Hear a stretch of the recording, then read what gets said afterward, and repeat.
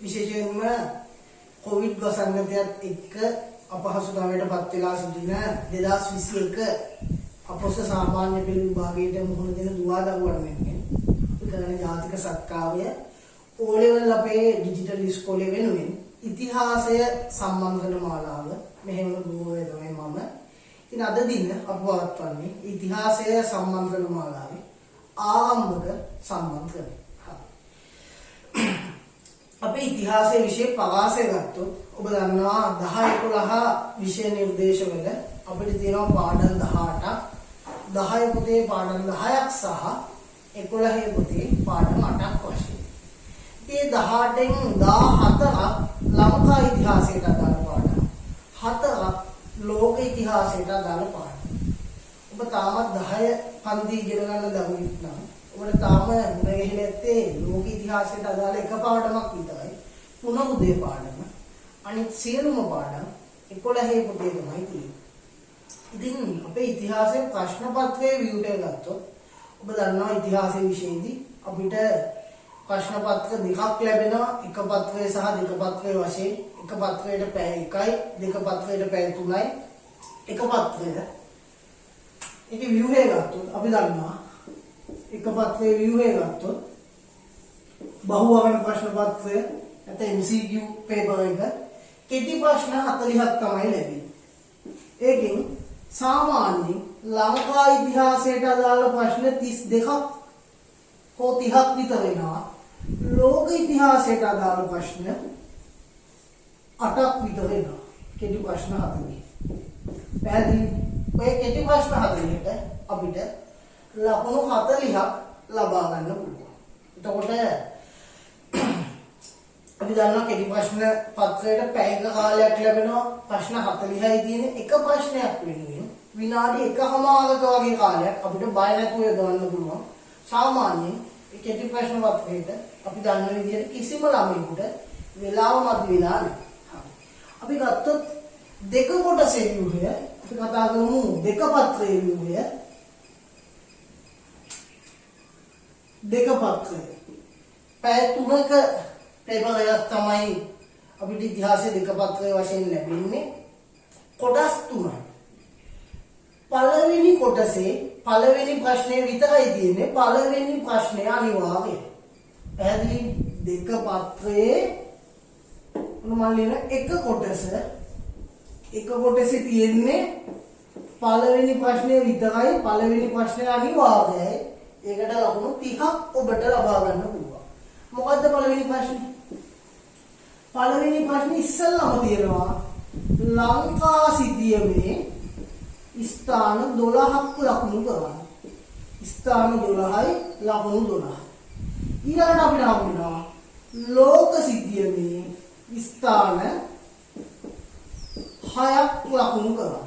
එහෙනම් සිටියම් වලින් අපිට ලකුණු 18ක් ගන්න පුළුවන්. එහෙනම් අපිට තේරෙන්න ඕන ඉතිහාසය ප්‍රශ්න පත්‍රයේ උපරිම ලකුණකට යන්න නම් විෂය ඉගෙන ගැනීමට අමතරව සිටියම් ආශ්‍රිත වෙනම පුහුණුවක් අනිවාර්යයෙන්ම අපි ලබා ගන්න ඕන. ඊළඟට අපිට ලැබෙනවා පුද්ගලයන් 4 දෙනෙක් හඳුනගන්න කෙටි ප්‍රශ්න 4ක්. උදාහරණයක් ගත්තොත් උඩරට රාජධානියේ ආරම්භක පාලකයා ලංකාවට ලැබෙන්නේ මුල්ම පෘතුගීසි ජාතිකයා. ඒ වගේ 4ක් ලැබෙනවා. ඒකෙන් 3ක් ලංකා ඉතිහාසයෙන් වෙන්නේ. එකක් ලෝක ඉතිහාසයෙන්. මම කිව්වා ඔබට අච්චු පොතේ පාඩම් 14ක් ලංකා ඉතිහාසය 4ක් ලෝක ඉතිහාසය. ඉතින් ලංකා සිටියමේ 12යි.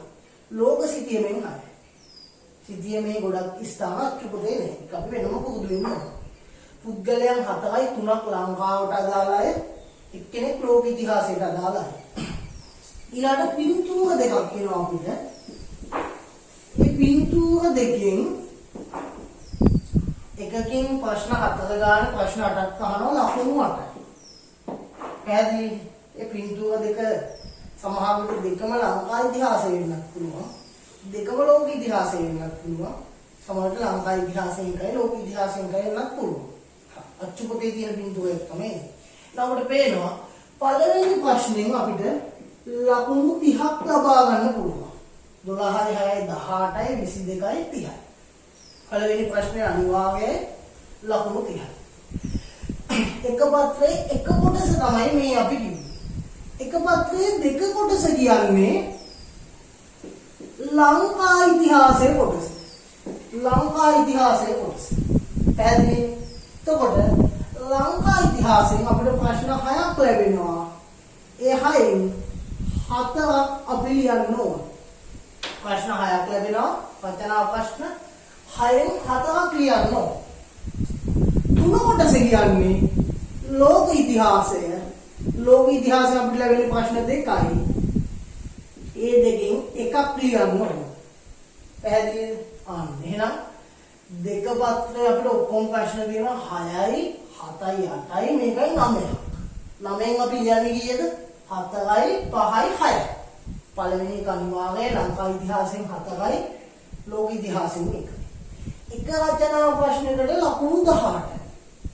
කීයද? එක රචනා ප්‍රශ්නයකට ලකුණු 18යි. අපි නිකන් උදාහරණයක් වශයෙන් ගමු රචනා ප්‍රශ්නය. අනු කොටස් 4ක් තියෙනවා රචනා ප්‍රශ්නෙක. අනු කොටස් 4ක් තියෙනවා. පළවෙනි එකේ අහන්නේ නම් කිරීම් 3ක්. නම් කිරීම් 3ක් ලකුණු 3යි. අපිට මූලාශ්‍ර පාඩමෙන් අපිට අහන්න පුළුවන් ලංකා ඉතිහාසය හැදෑරීමට උපකාරී වන වංශ කතා 3ක් ලියන්න. නම් 3යි ලකුණු 3යි. ඊළඟට බොහෝ විට අහන්නේ කරුණු 4ක්. කරුණු 4යි ලකුණු 4යි. ඉතිහාසය හැදෑරීමේදී සාහිත්‍ය මූලාශ්‍ර වලින් සැලසෙන ප්‍රයෝජන 4ක් ලියන්න. කරුණු 4යි ලකුණු 4යි. ඊළඟට අහන්නේ කරුණු 2ක් ඇසුරෙන් විස්තර කරන්න. කරුණු 2ක් ඇසුරෙන්. කරුණු 2 ලියනවට ලකුණු 2යි විස්තර කරනවට ලකුණු 3යි ලකුණු 5යි. ඉතිහාසය හැදෑරීමේදී අභිලේඛන වලින් සැලසෙන ප්‍රයෝජන මොනවාද? කරුණු 2ක් ඇසුරෙන් පෙන්වා දෙන්න. කරුණු 2 ලියනවට ලකුණු 2යි විස්තර කරනවට ලකුණු 3යි ලකුණු 5යි. හතරවෙනි ගොනු සංඛ්‍යාව කරුණු 3ක් ඇසුරෙන් විස්තර කරන්න. කරුණු 3 ලියනවට ලකුණු 3යි විස්තර කරනවට ලකුණු 3යි ලකුණු 6යි. ඉතිහාසය හැදෑරීමේ වැදගත්කම කරුණු 3ක් ඇසුරෙන් පෙන්වා දෙන්න. කරුණු 3ට ලකුණු 3යි විස්තර කරනවට ලකුණු 3යි. අපිට පේනවා එහෙනම් රචනා ප්‍රශ්නයකට ලකුණු 18යි. පැහැදිලි? 6යි 5යි 11යි 15යි 18යි. රචනා ප්‍රශ්න කීයක්ද අපි ලියන්නේ? මෙතන 4යි මේකයි 5යි. මෙතන දෙක කොටස කියන්නේ ලංකා ඉතිහාසයේ පාඩම් 17 එන ප්‍රශ්න 6. තුන කොටස කියන්නේ ලෝක ඉතිහාසයේ පාඩම් 7 එන ප්‍රශ්න 2. අපි ඔක්කොම 5ක් ලියනවා. එහෙනම් 18 ඒවා 5ක් 18 මාවත් 5 කීයද? 90යි. 90යි මේ 30යි 120.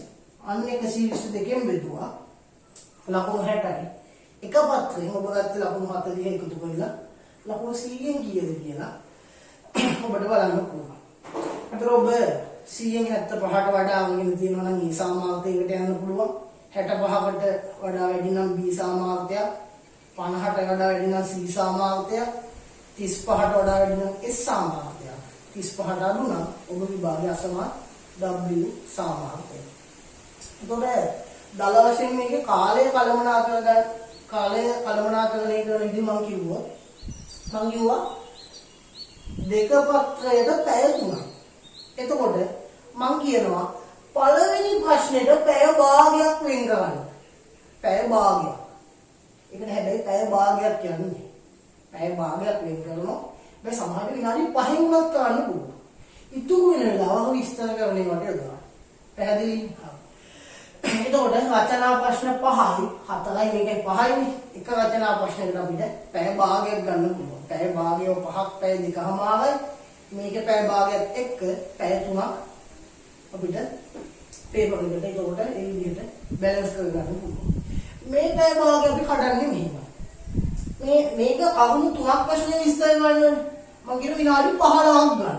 විනාඩි 15. වැඩි වෙලා යන්නේ ඒකට. කරුණු 2ක් ඇසුරෙන් විස්තර කරගෙන විනාඩි 10ක් ගන්න. පැය විනාඩි 25යි. මේ දෙකට ඒක නිකන් ලියන්න විතර ඉතුරු විනාඩි 5ක්. පැය භාගය අපි මේ විදිහට කඩා ගන්න. මගේ පැය භාගය 5යි පැය 2කමාරයි.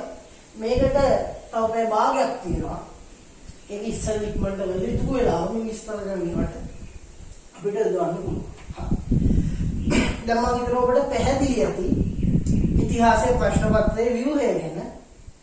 එහෙනම් අපි දැන් අපේ වැඩේ පටන් ගමු. හරි. ඒතර මම ඔබට කිව්වා අපි O level අපේ ඩිජිටල් ඉස්කෝලේ වෙනුවෙන් තමයි මේ ඉතිහාසය සම්බන්ධන මාලාව පවත්වන්නේ. අද දින මේ සාකච්ඡා කරන දේශනාවට අදාළ නිබන්ධනය O level අපේ ඩිජිටල් ඉස්කෝලේ WhatsApp සමූහ හරහා මේ වෙනකොටත් ඔබට ලැබිලා තියෙනවා. මේක නරඹන කිසියම් දරුවෙක් තාමත් ඩිජිටල් ඉස්කෝලේත් එක්ක සම්බන්ධ වෙලා නැත්නම් ඔබ ඊටාම ඉක්මනින් අපිට WhatsApp පණිවිඩයක් යොමු කරන්න. පහත දුරකථන අංකය වැටෙන නැතිතුලේ ඒ අංකයට WhatsApp පණිවිඩයක් යොමු කරන්න ඔබට අපිත් එක්ක පහසුවෙන් සම්බන්ධ වෙන්න පුළුවන්.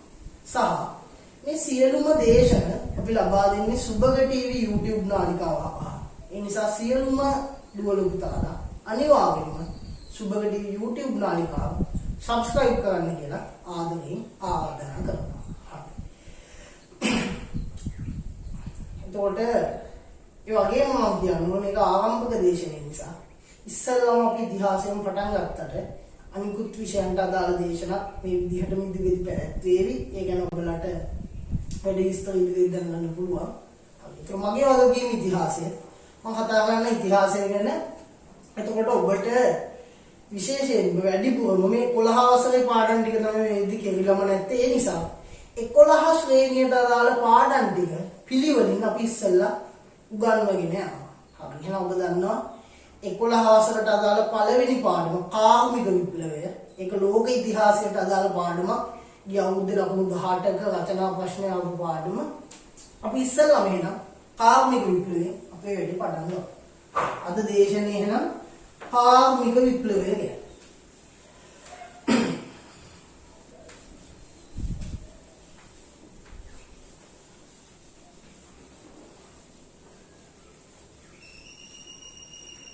ලෝක ඉතිහාසයට මුණ ගැහෙන අතිශය වැදගත් වටිනාම පාඩම කාර්මික විප්ලවය.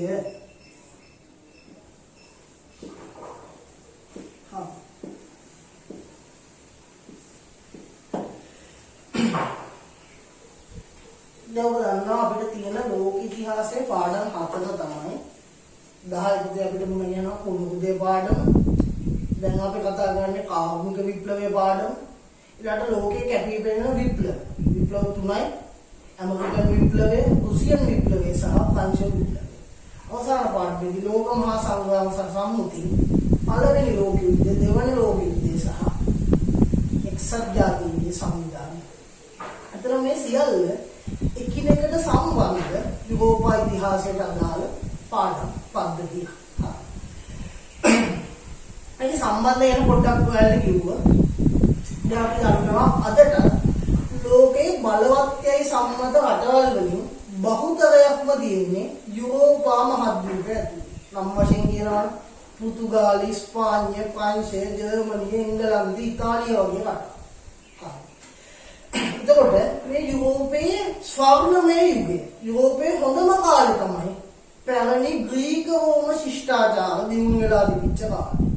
පැහැදිලි ආකිමිඩිස් වගේ මහා විද්‍යාඥයෝ, පයිතගොරස් වගේ ගණිතඥයෝ, හෙරෝඩොටස් වගේ ඉතිහාසඥයෝ, සොක්‍රටිස්, ප්ලේටෝ, ඇරිස්ටෝටල් වගේ මහා දාර්ශනිකයෝ, මහා ඇලෙක්සැන්ඩර් වගේ අධිරාජ්‍ය වගේ ශ්‍රේෂ්ඨ මිනිස්සු වාසය කරපු යුගයක් තමයි ග්‍රීක රෝම ශිෂ්ටාචාර යුගය. ක්‍රිස්තුවර්ෂ 500 විතර වෙනකම් ඒක තිබුණා. ඒක තමයි හොඳම කාලය. මේ ග්‍රීක රෝම ශිෂ්ටාචාර බිඳ වැටුණාට පස්සේ ක්‍රිස්තුවර්ෂ 500 විතර යුරෝපයට එන මැද කාලය බොහොම නරක කාලයක්. අපි මේ මධ්‍යතන යුගය හඳුන්වන තව නම් දෙකකින් අඳුරු යුගය සහ වැඩවසම් යුගය. සාමාන්‍ය මිනිස්සුන්ගෙන් ඉඩමින් අදලේ වැඩගත් යුගයක්. ඒක ගැන මම පුළුල්ව කතා කරන්නේ නැහැ. ඒක අපිට මේ විෂය නිර්දේශය ඇතුලේ නැති නිසා. ඒක යුරෝපා ඉතිහාසයේ නරකම කාලය කියලා අපිට අඳුර ගන්න පුළුවන්. ක්‍රිස්තුවර්ෂ 500 ඉඳන් 1500 විතර වෙනකම් මේ නරක කාලය. එතකොට 1500 විතර ආපහු මේ නරක කාලෙ ගෙවිලා හොඳ කාලයක් යුරෝපෙට උදා වෙනවා. අය යටපත් වෙලා තිබිච්ච පැරණි ග්‍රීක රෝම ශිෂ්ටාචාරවල විශිෂ්ට ලක්ෂණ ආපහු පිබිදීමටපත් වෙනවා. ඒ අලුත් යුගයට අපි නූතන යුගය කියලා කියනවා. එතකොට ඔය මධ්‍යතන යුගයේ බිඳ වැටිලා නූතන යුගයට යුරෝපය ගමන් කරන්නේ පුනරුදය නිසා. පැහැදිලිද? එහෙනම් පුනරුදය කියන්නේ අපේ පාඩම. ඒක ගැන අපි ඉදිරියට වලට කියලා දෙන්නම්. පුනරුදයේදී අපිට කතා කරන්න තියෙන්නේ යුරෝපය යලි පිබිදීමටපත් වෙච්ච විදිය. එහෙනම් මම කියන්නම් මෙහෙම ලෝකයේ අලුත් ගමනක් යන්න අවශ්‍ය නැවුම් පිබිදීම ලබාගන්නේ ඔන්න ඔය කියන පුනරුදයක් එක්ක. ඉතාලියේ ෆ්ලෝරන්ස් නගරයේ කේන්ද්‍රයෙන් තමයි මේක ආරම්භ වෙන්නේ. පස්සේ මුළු ලෝකයටම දේශ ගවේෂණය හරහා පුනරුදේ බලපෑම ලැබුණා. පුනරුදයත් එක්ක ලෝකෙ ඔන්න ටිකෙන් ටික දියුණු වෙන්න පටන් ගත්ත 1500 ගණන් වල ඉඳලා. ඒකට මේ දියුණුව වඩාත් අර්ථවත් වෙන්නේ මේ අපි කතා කරන කාර්මික විප්ලවය නිසා. වෙනද මිනිස්සු අතින් පයින් කරපු වැඩ කරන්න යන්ත්‍ර සූත්‍ර හදාගෙන මිනිස්සු තාක්ෂණයට කාර්මීකරණයට නැඹුරු වුණා. ලෝකේ ගෝලීයකරණය වුණා. එතකොට අර දියුණු වෙමින් ආපු ගමන වඩාත් අර්ථවත් වෙන්නේ කාර්මික විප්ලවය නිසා. පුනරුදයෙන් පස්සේ ලෝකේ බලවතුන් වෙලා හිටියේ පෘතුගාලය සහ ස්පාඤ්ඤය කියන රටවල්. කාර්මික විප්ලවයත් එක්ක ලෝක බලවතුන් වෙනස් වුණා. එංගලන්තය සහ ප්‍රංශය ලෝක බලවතුන් බවට පත් වෙනවා. ඔන්න ඔය අතරේ එතෙක් බලවතුන් වශයෙන් නොහිටපු රටවල්. ඒගොල්ලෝ ක්‍රමෙන් දියුණු වෙලා මේ දියුණු වෙමින් යන ගමනට සක්‍රීයව සම්බන්ධ වුණා. දැන් මේ ලෝකෙත් එක්ක කොට්ටු වෙන්න කලින් ඉස්සෙල්ල තමන්ගේ රට ඇතුලේ තියෙන අවුල් ටික ලියාගෙන ඉන්නවා. ලංකාව වැරදිලා හරි දවසක මේ ලෝකේ බලවත් රටක් වුණොත් අපි අතීතයේ ලෝකෙ හිටපු බලවත්ම ජාතිය අනුරාධපුර යුගය කියන්නේ ලංකා ඉතිහාසයේ ස්වර්ණමය යුගය. ඒ කාලේ වෙනකොට ලංකාව ලෝකේ ඉහළම මට්ටමක තිබිච්ච රටක්. ඒතකොට ඒකේ උච්චතම අවස්ථාව ක්‍රිස්තු වර්ෂ 4 5 සියවස් වගේ වෙද්දි තිබුණා. සීගිරිය ඒ දිනුව පෙන්වන කදිම නිදසුන. මම ඒව ගැන වැඩි විස්තර කියන්නේ නැහැ.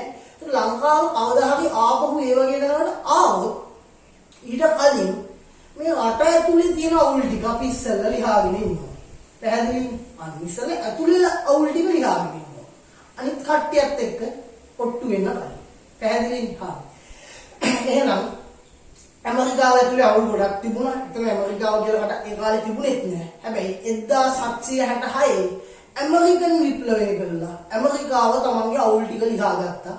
මේ දියුණු වෙමින් යන ගමනට ඇමරිකාව සක්‍රීයව සම්බන්ධ වුණා.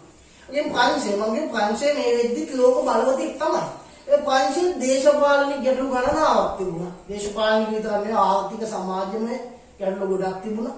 ප්‍රංශයේ මිනිස්සු 1789 ප්‍රංශ විප්ලවය කළා.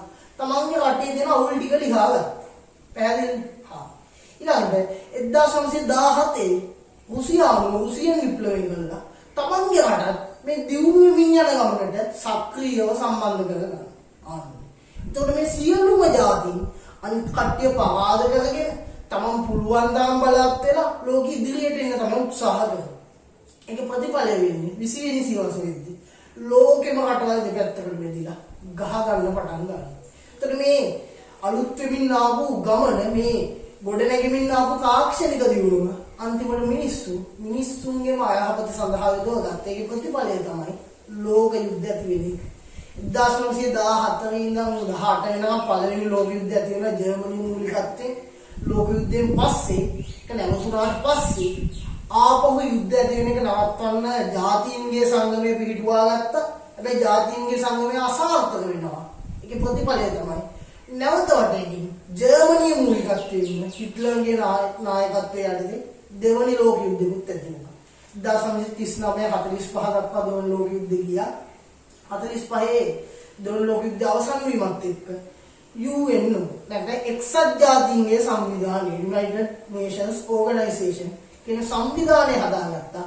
නැවත ලෝක යුද්ධ ඇති වෙන එක නවත්තලා ලෝක සාමය සුරක්ෂිත කිරීමේ අවුල. ඇත්තටම එක්සත් ජාතීන්ගේ සංගමයෙන් නොතිබෙන්න මේ වෙද්දි තුන්වෙනි ලෝක යුද්ධෙත් ඇති වෙලා සුවස් අර්බුදය, ගල්ෆ් අර්බුදය, කියුබානු මිසයිල් අර්බුදය වගේ ප්‍රශ්න ලෝක යුද්ධයක් දක්වා වර්ධනය වෙන්න නොදී ඒවා නැවැත්තුවේ එක්සත් ජාතීන්ගේ සංවිධානය. ඒ දේවල් අපිට ඉස්සරහදී කතා කරන්න පුළුවන්. එහෙනම් ඔයාලත් එක්ක මම මේ කිව්වේ අපිට තියෙන ලෝක ඉතිහාසයේ ප්‍රකාශය නෑ. දැන් අපි එමු එනම් වැඩි වෙලා ගන්න නැතුව අපේ පාඩමට කාර්මික විප්ලවය. මොකද්ද කාර්මික විප්ලවය කියන්නේ? මිනිසා සිය දෑතේ සවිය වෙනුවට යන්ත්‍ර සූත්‍ර යොදාගෙන භාණ්ඩ නිෂ්පාදනය කරමින් කාර්මික සහ තාක්ෂණික ශාස්ත්‍රය ඇති කළ පුළුල් පරිවර්තනය තමයි කාර්මික විප්ලවය කියලා කියන්නේ. පැහැදිලිද? මිනිසා සිය දෑතේ සවිය වෙනුවට යන්ත්‍ර සූත්‍ර යොදාගෙන භාණ්ඩ නිෂ්පාදනය කරමින් කාර්මික සහ තාක්ෂණික ශාස්ත්‍රය ඇති කළ පුළුල් පරිවර්තනය කාර්මික විප්ලවය.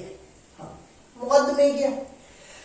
සරලව කියනවා නම් වෙනදා අතින් පයින් කරපු වැඩ කරන්න යන්ත්‍ර සූත්‍ර නිර්මාණය කරගත්තා.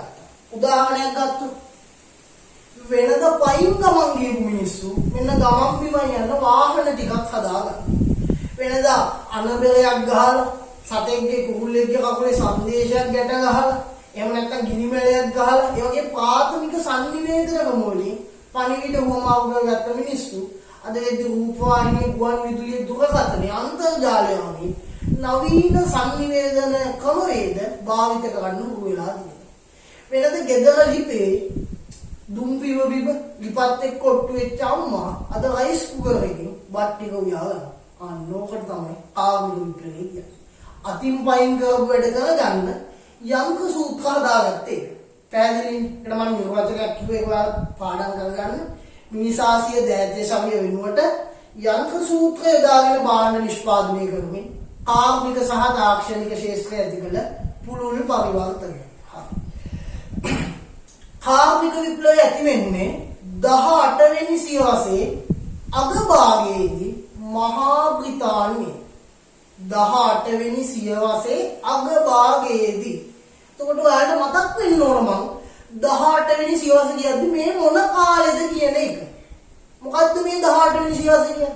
18 වෙනි සියවස කියන්නේ 1700 ගණන්. 1700 ඉඳන් 750 වෙනකම් මුල් භාගය 750 ඉඳන් 799 වෙනකම් අග භාගය. දැන් ළමයි කල්පනා කරන්න පුළුවන් සර් කිව්වා 18 වෙනි සියවස කියන්නේ 1700 ගණන්. එහෙම කොහොමද වෙන්නේ? ඒක කොහොමද අපි දැනගන්නේ? ඔව් දැනගන්නේ මෙහෙම. මෙන්න මෙහෙමයි සියවස හොයන්නේ. ගොඩක් ළමයි මේ විදිහට දන්නේ නැති කෙනෙක් ඉන්නවා නම් දැනගන්න. 2021 අපෙන් මොන සියවසක හුවොත් බොහොම ලේසි. අග ඉලක්කම් දෙක ලැබුවා 20ට එකක් එකතු කරලා 21 වෙනි සියවස. ලංකාවට නිදහස ලැබුණේ 20 වෙනි සියවසේ. අග ඉලක්කම් දෙක ලැබුවා 19ට එකක් එකතු කරලා 20 වෙනි සියවස. අනුරාධපුර රාජධානිය බිඳ වැටෙන්නේ අග ඉලක්කම් දෙක ලැබුවා 9ට එකක් එකතු කරලා 10 වෙනි සියවස. පැහැදිලිද? ශක රාජවංශකම ආරම්භ වෙන්නේ අග ඉලක්කම් දෙක කැපුවා බිඳුවට එකක් එකතු කරලා පළවෙනි සියවස. පැහැදිලිද?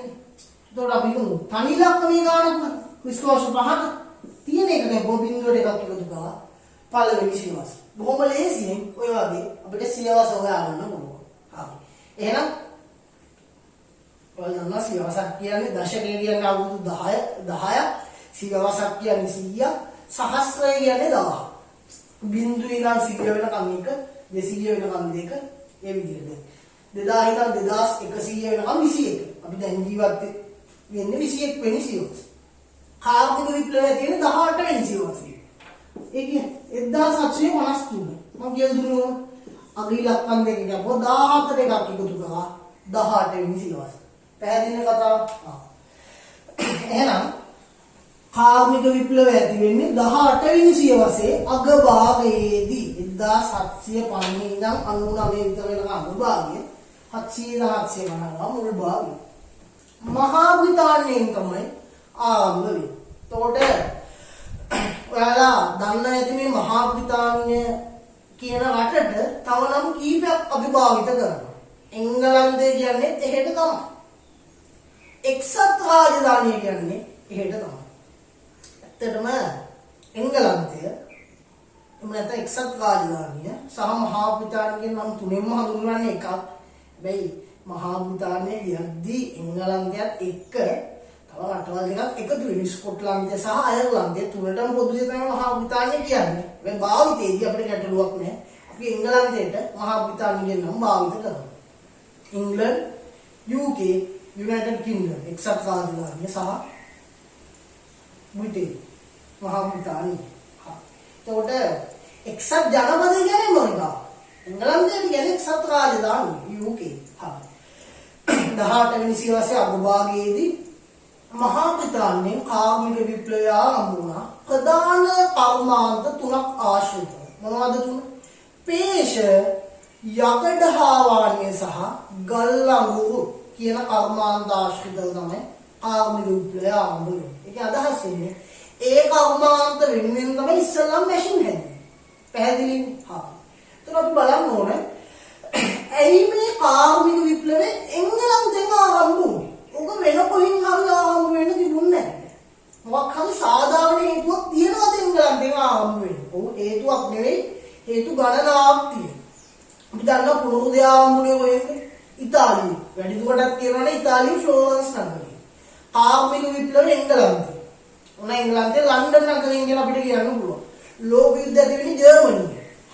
අපි දන්නා පුනරුදය ඉතාලියෙන් ආරම්භ වෙන්නේ අර කොන්ස්ටන්ටිනෝපලයේ තිබිච්ච පොත්පත් ග්‍රීක හෝම ශිෂ්ටාචාර වලට අයිති පොත්පත් වැඩි ප්‍රමාණයක් ලැබෙන ඉතාලියට අපි මේ පාඩමේදී කතා කරමු. ඒ පොත්පත් කියවල බුද්ධි ප්‍රබෝධයක් ඇති වෙලා ඉතාලියෙන් පුනරුදය ආරම්භ වුණා. ඒ වගේම කාර්මික විප්ලවය එංගලන්තෙන් ආරම්භ වෙන්න හේතු ගණනාවක් තියෙනවා. අපි එකින් එක කතා කරමු. පළවෙනි එක තමයි එංගලන්තයේ පැවති දේශපාලන ස්ථාවරත්වය. එංගලන්තේ බොහොම ශක්තිමත් දේශපාලන වාතාවරණයක් මේ වෙද්දි නිර්මාණය වෙලා තිබුණා. මම ඔයාලට කිව්වද 1766 ඇමරිකන් විප්ලවය, 789 පංච විප්ලවය, 917 රුසියන් විප්ලවය ගැන අපිට ඉදිරියට ඉගෙන ගන්න තියෙනවා. ඇත්තට මේ වගේ ඉංග්‍රීසි විප්ලවය කියලා එකකුත් තිබුණා. ඒක ඇති වෙන්නේ 1600 ගණන් වල. ඒ එංගලන්තේ මිනිස්සු 1600 ගණන් වලදීම තමන්ගේ රට ඇතුලේ විප්ලවයක් කරගෙන ඒක අපිට ඉගෙන ගන්න නෑ මේ විප්ලවය ගැන. තමන්ගේ රටේ අවුල් ටික ලියාගෙන ඒ කියන්නේ 17 වෙනි සියවසේ ඉන්නවා. 18 වෙනි සියවසට එන්නේ බොහොම ශක්තිමත් රාජ්‍යයක් විදියට. එහෙනම් එංගලන්තේ දේශපාලනය බොහොම ස්ථාවරයි. බය නැතුව ඕන දෙයක් පටන් ගන්න පුළුවන්. ඉතින් අපි හිතමු ලංකාවේ දේශපාලන තත්ත්වය දුර්වල නැහැ. විදේශ රටවල අපිත් එක්ක ගනුදෙනු කරන්න අපේ රටේ ආයෝජනය කරන්න වැඩි කැමැත්තක් දක්වන්නේ. අපි හිතමු 2025 වුණ ඡන්දයක් තියෙනවා. එහෙනම් 2024 අන්තිමට ආයෝජකයෝ අපිත් එක්ක එන්නේ වැඩි ගනුදෙනු කරන්න. ඇයි ඒ? ඊළඟ අවුරුද්දේ ඡන්දෙන් ආණ්ඩුව මාරු වෙන්න පුළුවන්. එහෙම මොකද වෙන්නේ? එහෙම වුණොත් අර ආයෝජක පිරිසක් ඇවිල්ලා රටේ නායකයෙක්ගේ විසුම් ඇති කරගෙන ඊළඟට එන නායකයෙක් කිව්වොත් අපිට ඕවා දාන්නේ අපි නෙවෙයි එහෙම කරන්න දෙයක් නෑ. අන්න දේශපාලනේ ඡන්දයක් කිව්වෙති දේශපාලනේ අපි කිසි අස්ථාවරයක් තියෙනවා. බලය පෙරලෙන්න පුළුවන්. රටේ නායකයෙක් දුර්වල නම් විපක්ෂයේ කට්ටිය එකතු වෙලා බලය ගන්න පුළුවන්. මේ විශේෂයෙන් රජ කාලේ නම් දුර්වල රජෙක් ඉඳිද්දි වෙන කුමාරවරු රජතුමා එළවල බලය ගන්න පුළුවන්. අපි කියනවා එතකොට දේශපාලන අස්ථාවර. හැබැයි එංගලන්තේ මේ වෙද්දි බොහොම ශක්තිමත් දේශපාලනයක් නිර්මාණය වෙලා තිබුණා. ඒ නිසා බය නැතුව ඕන දෙයක් එංගලන්තේ පටන් ගන්න පුළුවන්. අනිත් එක තමයි අමුද්‍රව්‍ය පහසුවෙන් සපයාගත හැකි වීම. දැන් මේක කාර්මික විප්ලවය නේ. එතකොට මේ මම කිව්වා කාර්මික විප්ලවය කියන්නේ මැෂින් හදන එක. මැෂින් හදන්නේ මොකකින්? අපි සරලව කියනවා නම් යකඩ වලින් තමයි කොහොමද හදන්නේ? යන්ත්‍ර සූත්‍ර හදන්නේ වාහනේ මේ යකඩෙන්නේ හදන්නේ ගොඩක් කියන්නේ.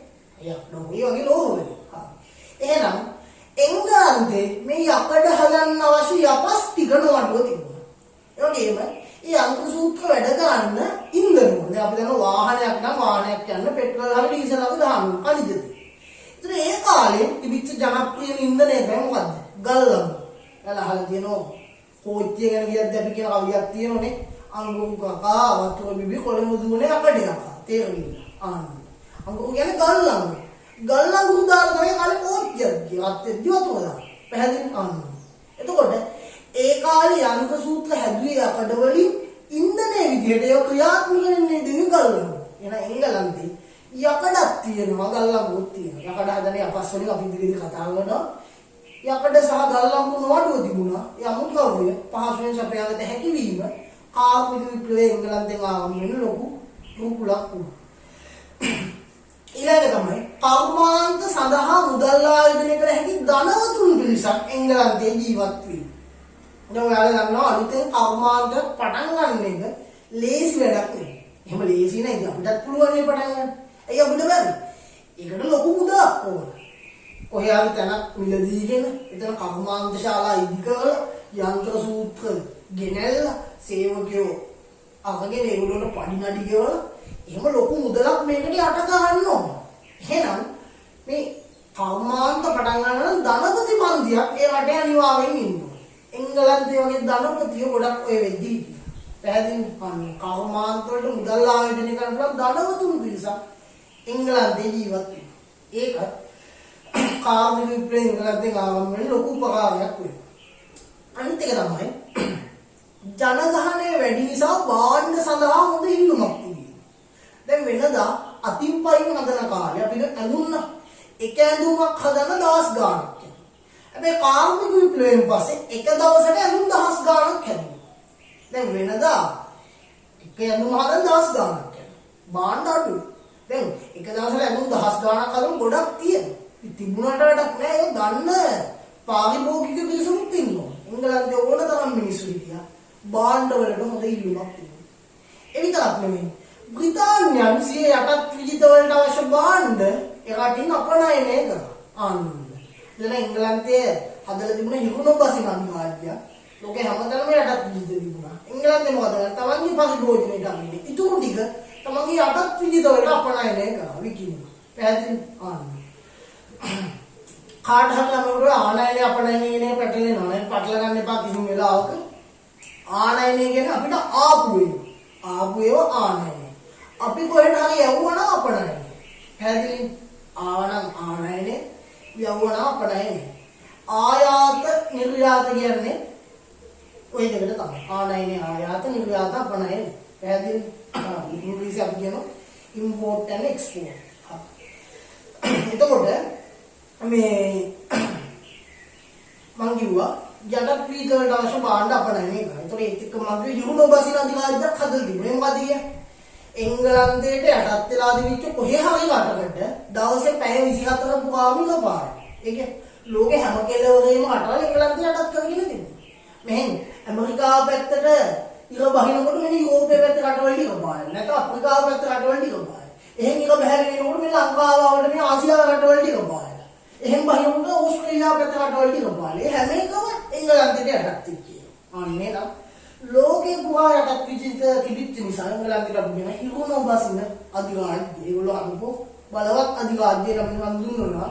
ඒත් අද ඔය පොදු රාජ්‍ය මණ්ඩලය කියලා හඳුන්වන්නේ එංගලන්තයට යටත් වෙලා තිබිච්ච යටත් විජිත එකතු වෙලා හදාගත්ත සංවිධානය.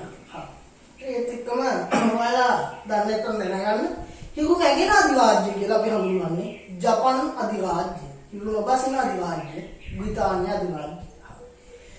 ඒකවල මම හේතු ගණනාවක් ද කාර්මික විප්ලවය එංගලන්තයේ ආරම්භ වෙන්න කිව්වා. ඒ වගේම තවම අපිට ගන්න පුළුවන් කර්මාන්ත වලට අවශ්‍ය ප්‍රාග්ධනය සපයන බැංකු සහ මූල්‍ය ආයතන එංගලන්තයේ තිබුණා. කවුරුන් සල්ලිකාවල පොඩ්ඩක් සල්ලි මදි වුණොත් ණයක් එහෙම ගන්න ඕන. ඒකට අවශ්‍ය බැංකු, ඒ වගේම වෙනත් මූල්‍ය ආයතන, රක්ෂණ සමාගම් වගේ ඒවා ඒ වෙද්දිත් එංගලන්තයේ තිබුණා. ඔගේ මේ එංගලන්තයේ ලන්ඩන් නගරය මේ වෙනකොට ලෝකයේ ප්‍රධාන වෙළඳ මධ්‍යස්ථානයක් බවට පත් වෙලා තිබුණේ. නිසා ලෝකයේ පුරා වෙළඳ ලන්ඩන් වලට ආවා. හොඳ වෙළඳ පොළක් ඒ ඇතුලේ නිර්මාණය වෙලා තිබුණා. අපි දන්නවා පුරෝදයට කලින් කොන්ස්ටන්තිනෝපලේ තමයි යුරෝපයේ ප්‍රධාන වෙළඳ මධ්‍යස්ථානය. ඊට පස්සේ පෘතුගාලයේ ලිස්බන් ප්‍රධාන වෙළඳ මධ්‍යස්ථානය වුණා. හැබැයි 18 වෙනි සියවසේදී එංගලන්තයේ ලන්ඩන් නගරය ලෝකයේ ප්‍රධානම වෙළඳ මධ්‍යස්ථානය වුණා. පත් වෙලා ඔන්න ඔය වගේ හේතු ගණනාවක් මත කාර්මික විප්ලවය එංගලන්තයෙන් ආරම්භ වෙනවා. දැන් විදිහට ඔයාලා දන්නවා මේ පාඩමට අදාළ සටහන නෝට් එකක් මම ඔයාලට දීලා තමයි තියෙන්නේ. WhatsApp group එකේ නෝට් එක PDF විදිහට මම දීලා තියෙනවා.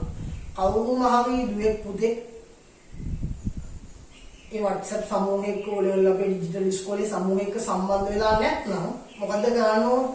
අපි ඉක්මනට WhatsApp පණිවිඩයක් යොමු ගන්න. එහෙම නැත්නම් යාර මේ වීඩියෝ එකකින් කමෙන්ට් ගන්න සර් මාව මේකට ගන්න කියලා.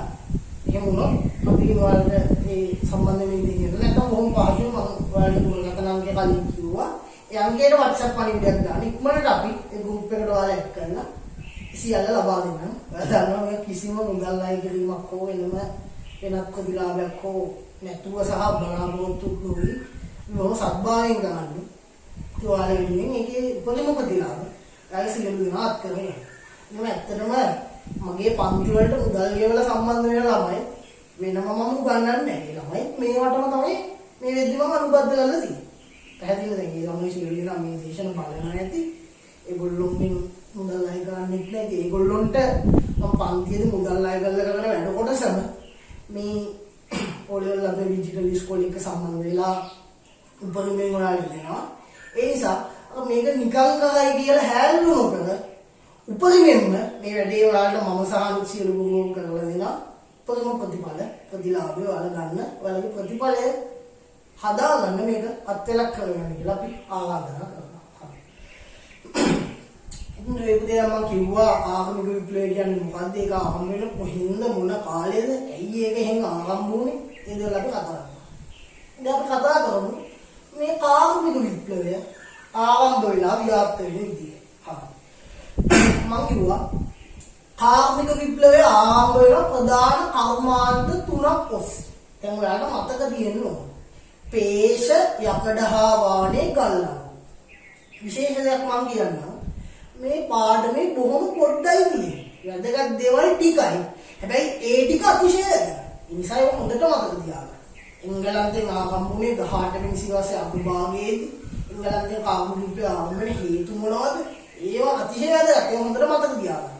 ප්‍රධාන කර්මාන්ත තුනකින් ආරම්භ වුණා පේෂ යකඩහා වානේ සහ ගල්ලා. ඊට පස්සේ 19 වෙනි සියවසේදී ආගමික විප්ලවය ව්‍යාප්ත වුණා. ව්‍යාප්තිය ප්‍රධාන කොටස් දෙකක් යටතේ අපි කතා කරනවා. වෙනත් ක්ෂේත්‍ර කවා ව්‍යාප්තිය. දැන් පේෂ යකඩහා වානේ ගල්ලංගු කියන ක්ෂේත්‍ර වලින් ආරම්භ වෙලා ප්‍රවාහන සංනිවේදන සහ කුෂිකාර්ම කියන ක්ෂේත්‍ර වලට ප්‍රධාන වශයෙන් ව්‍යාප්ත වුණා. පස්සේ 21 වෙනි සියවසේ මේ වෙද්දී හැම අංශයකටම ව්‍යාප්ත වෙනවා. ඒ වගේම එංගලන්තෙන් ආරම්භ වෙච්ච ආගමික විප්ලවය පස්සේ යුරෝපීය වෙනත් රටවලට ව්‍යාප්ත වෙනවා. ලෝකේ වෙනත් මහද්වීප වලට ව්‍යාප්ත වෙනවා. ඒකට අපි කියන වෙනත් රටවල් කවා ව්‍යාප්ත වෙන ඔය අංශ දෙක ගැන තමයි අපි ඊළඟට කතා කරන්නේ. දැන් අපි බලමු ආගමික විප්ලවය මේ එංගලන්තෙන් ආරම්භ වෙන විදිහ ප්‍රධාන ශේෂ්ත්‍ර තුනක් ඔස්සේ. මම ඉස්සෙල්ලාම පේෂ කර්මාන්තය. මොකක්ද මේ පේෂ කර්මාන්තය කියන්නේ? උතර අදහසක් ඇති. පේෂ කර්මාන්තය කියන්නේ ඇඳුම් හදන එක. එහෙම නැත්නම් අපි ඒකට කියනවා රෙදි පිලි නිෂ්පාදනය. පැහැදිලි? රෙදි පිලි නිෂ්පාදනය. ඔයාලට තේරෙනවා ඇති රෙදි තියෙද්දි ඇඳුම මහගන්න එක ඉච්චරම අමාරු වැඩක් නෙවෙයි. පැහැදිලි? රෙදි තියනවා නම් ඒක මහගන්න එක ඉච්චරම අමාරු වැඩක් නෙවෙයි. ඒක අපිට උනත් සාමාන්‍යයෙන් මහගන්න පුළුවන්. අදින්න බැරි වෙන වෙනම කතාවක්. ඒක මහගන්න පුළුවන් අපිට. අමාරු වැඩේ තමයි රෙදි හදන එක. ඒක ලේසියට නෑ. අපිට හිතා ගන්නවත් බැහැ මේ රෙදි හදන්නේ කොහොමද කියන්නේ. ඒ වගේම ප්‍රධාන රෙදි වර්ග දෙකක් තියෙනවා. සිල්ක් සහ කොටන්. මේ සිල්ක් කියන්නේ ෂේඩ් රෙදි. කොටන් කියන්නේ කපු නැත්නම් පේෂ. එහෙනම් අපි කතා කරන්නේ කොටන් ගැන. සිල්ක් ෂේඩ් හදන්නේ ඒක මම නිකන් ඔයාලට කියන්නම්. ඇත්තම ෂේඩ් විස්තරම ෂේඩ් හදන්නේ චීනේ තමයි ලෝකෙ හොඳම ෂේඩ් රෙදි තියෙන්නේ. කිරින්නෝ පටිපණුවයි කියලා සතෙක් ඒ පණු වගේ පිට වෙන ස්රාවයකින්. දැන් අපි දැන් මකුළු වගේ පිට වෙන කෙළවලින්නේ මකුළු දල හැදෙන්නේ. මේ ස්රාවයකින් මේ වගේ පටිපණු වගේ ස්රාවයකින් ඒ නූල්ලාගෙන තමයි ස්ථාම්ම ඡේද රෙදි කියන්නේ. ඒ කාලින් වගේ කුමාරවරු සිටුවරු ඒගොල්ලෝ යන්නේ ඡේද රෙදි තමයි. දැන් ඔය නිකන් ඡේද තියෙන ඒනේ අපි කියන්නේ ස්ථාම්ම ඡේද නේ. දැන් ස්ථාම්මය තියෙනවා. එතකොට පේෂ කර්මාන්තය කියන්නේ මේ ඡේද රෙදි නෙවෙයි කපු අන්න කපු කර්මාන්තය නැත්නම් රෙදි පිලි නිෂ්පාදනය. මේ පේෂ කර්මාන්තය කියලා අපි හඳුන්වනවා. මේකට බොහොම ඈතට දිවෙන අතීතයක් තියෙනවා. ඔබට මතක් වෙන්න ඕන විජය කුමාරයා ලංකාවට එනකොට කවුද? කුවේණියක් හිටියේ පේශ කර්මාන්තයේ දෙන්නේ. අපි කියන කුවේනිය කපු කටිමින් තමයි හිටියේ. එහෙනම් අපිට වෙන ලංකාවේ පවා ඈත අතීතයේ ඉඳලා මේ පේශ කර්මාන්තයේ තිබුණා. එතකොට මේ පේශ කර්මාන්තයේදී අපිට ප්‍රධාන වැඩ දෙකක් තියෙනවා තමයි. මොකද වැඩ දෙක? එකක් තමයි නූල් කැටීම. නැත්නම් කපු කැටීම. අනිත් එක රෙදි විවීම. ඉස්සෙල්ලම කපු ගෙඩි වලින් නූල් වෙන් කරගන්න. ඊට පස්සේ වෙන් කරගත්ත නූල් ටික වියන්න ඕන. පළවෙනි එක නූල් කැටීම, ඊළඟ එක රෙදි විවීම. ඒ වගේ ප්‍රධාන අංශ දෙකක් අපිට මේ පේශ කර්මාන්තයේ දැක ගන්න පුළුවන්. නූල් කැටීම සහ රෙදි විවීම කියන.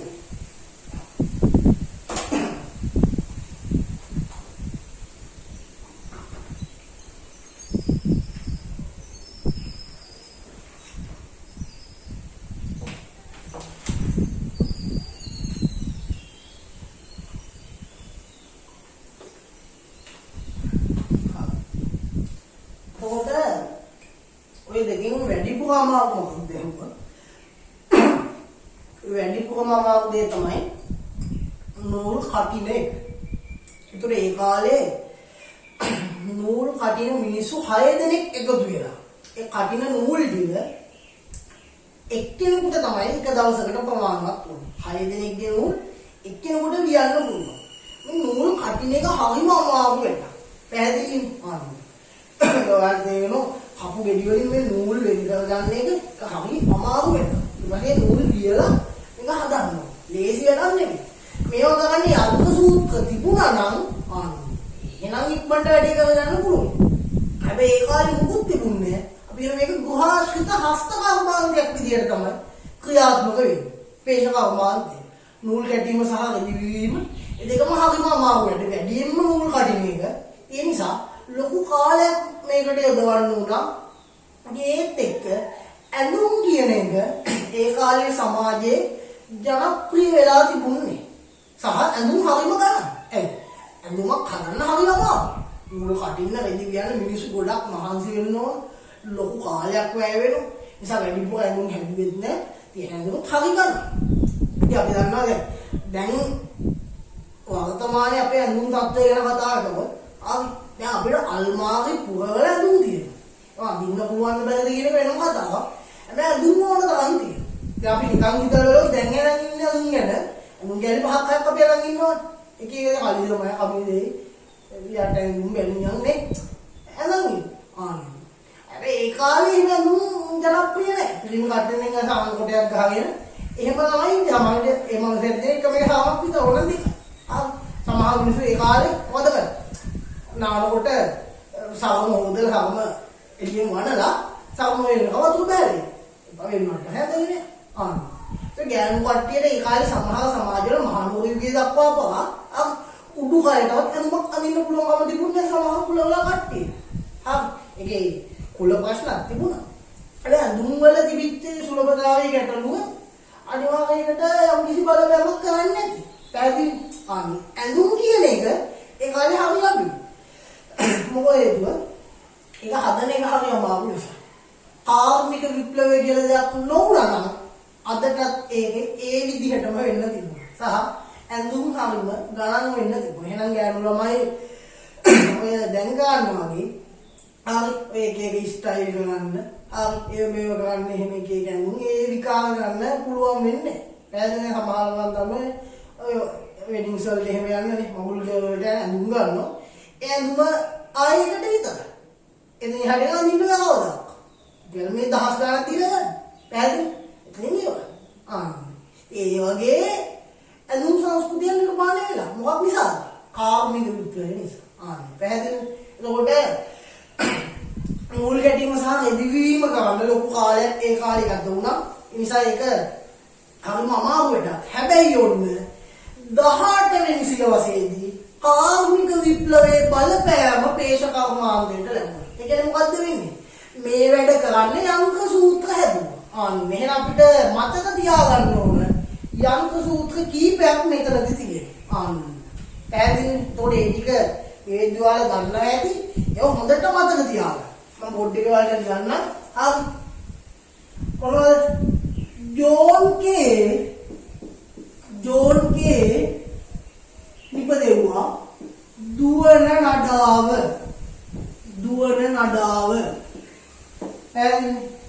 ඊළඟට ජේම්ස් හාග්‍රීව්ස් මොකද්ද ජෙනී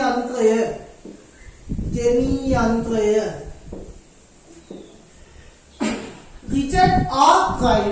රිචඩ්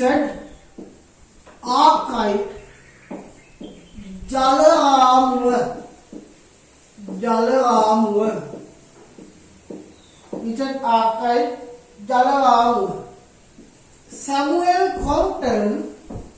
සැමුවෙල් කොම්ප්ටන්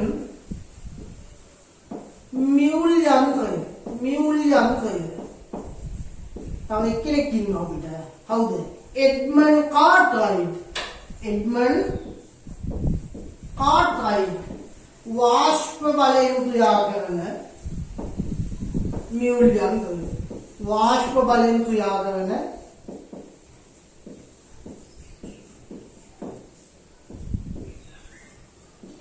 මියුල් යන්ත්‍රය අන්න ඔය වගේ නව නිර්මාණ ප්‍රමාණයක් කාර්මික විප්ලවයත් එක්ක පේෂ කර්මාන්තය ආශ්‍රිත නිර්මාණය වෙනවා. මොනවද මේ යන්ත්‍ර සූත්‍ර? එතකොට මේ දුවන නඩාව කියන්නේ ජෝන් කේ නිපදවපු රෙදි වියන උපකරණයක්. මම කියවා වැඩ දෙකයි නූල් කැඩීම සහ රෙදි විවීම. රෙදි වියන්න තමයි ඒක හැදෙන්නේ. හා. ඒ වැඩිපුර අමාරු වැඩි තමයි නූල් කටින එක. අන්න. එතකොට ජේම්ස් හාග්‍රීව්ස් හදු දෙන්නේ යන්ත්‍රයක අතින් ක්‍රියා කරන නූල් කටින යන්ත්‍රය.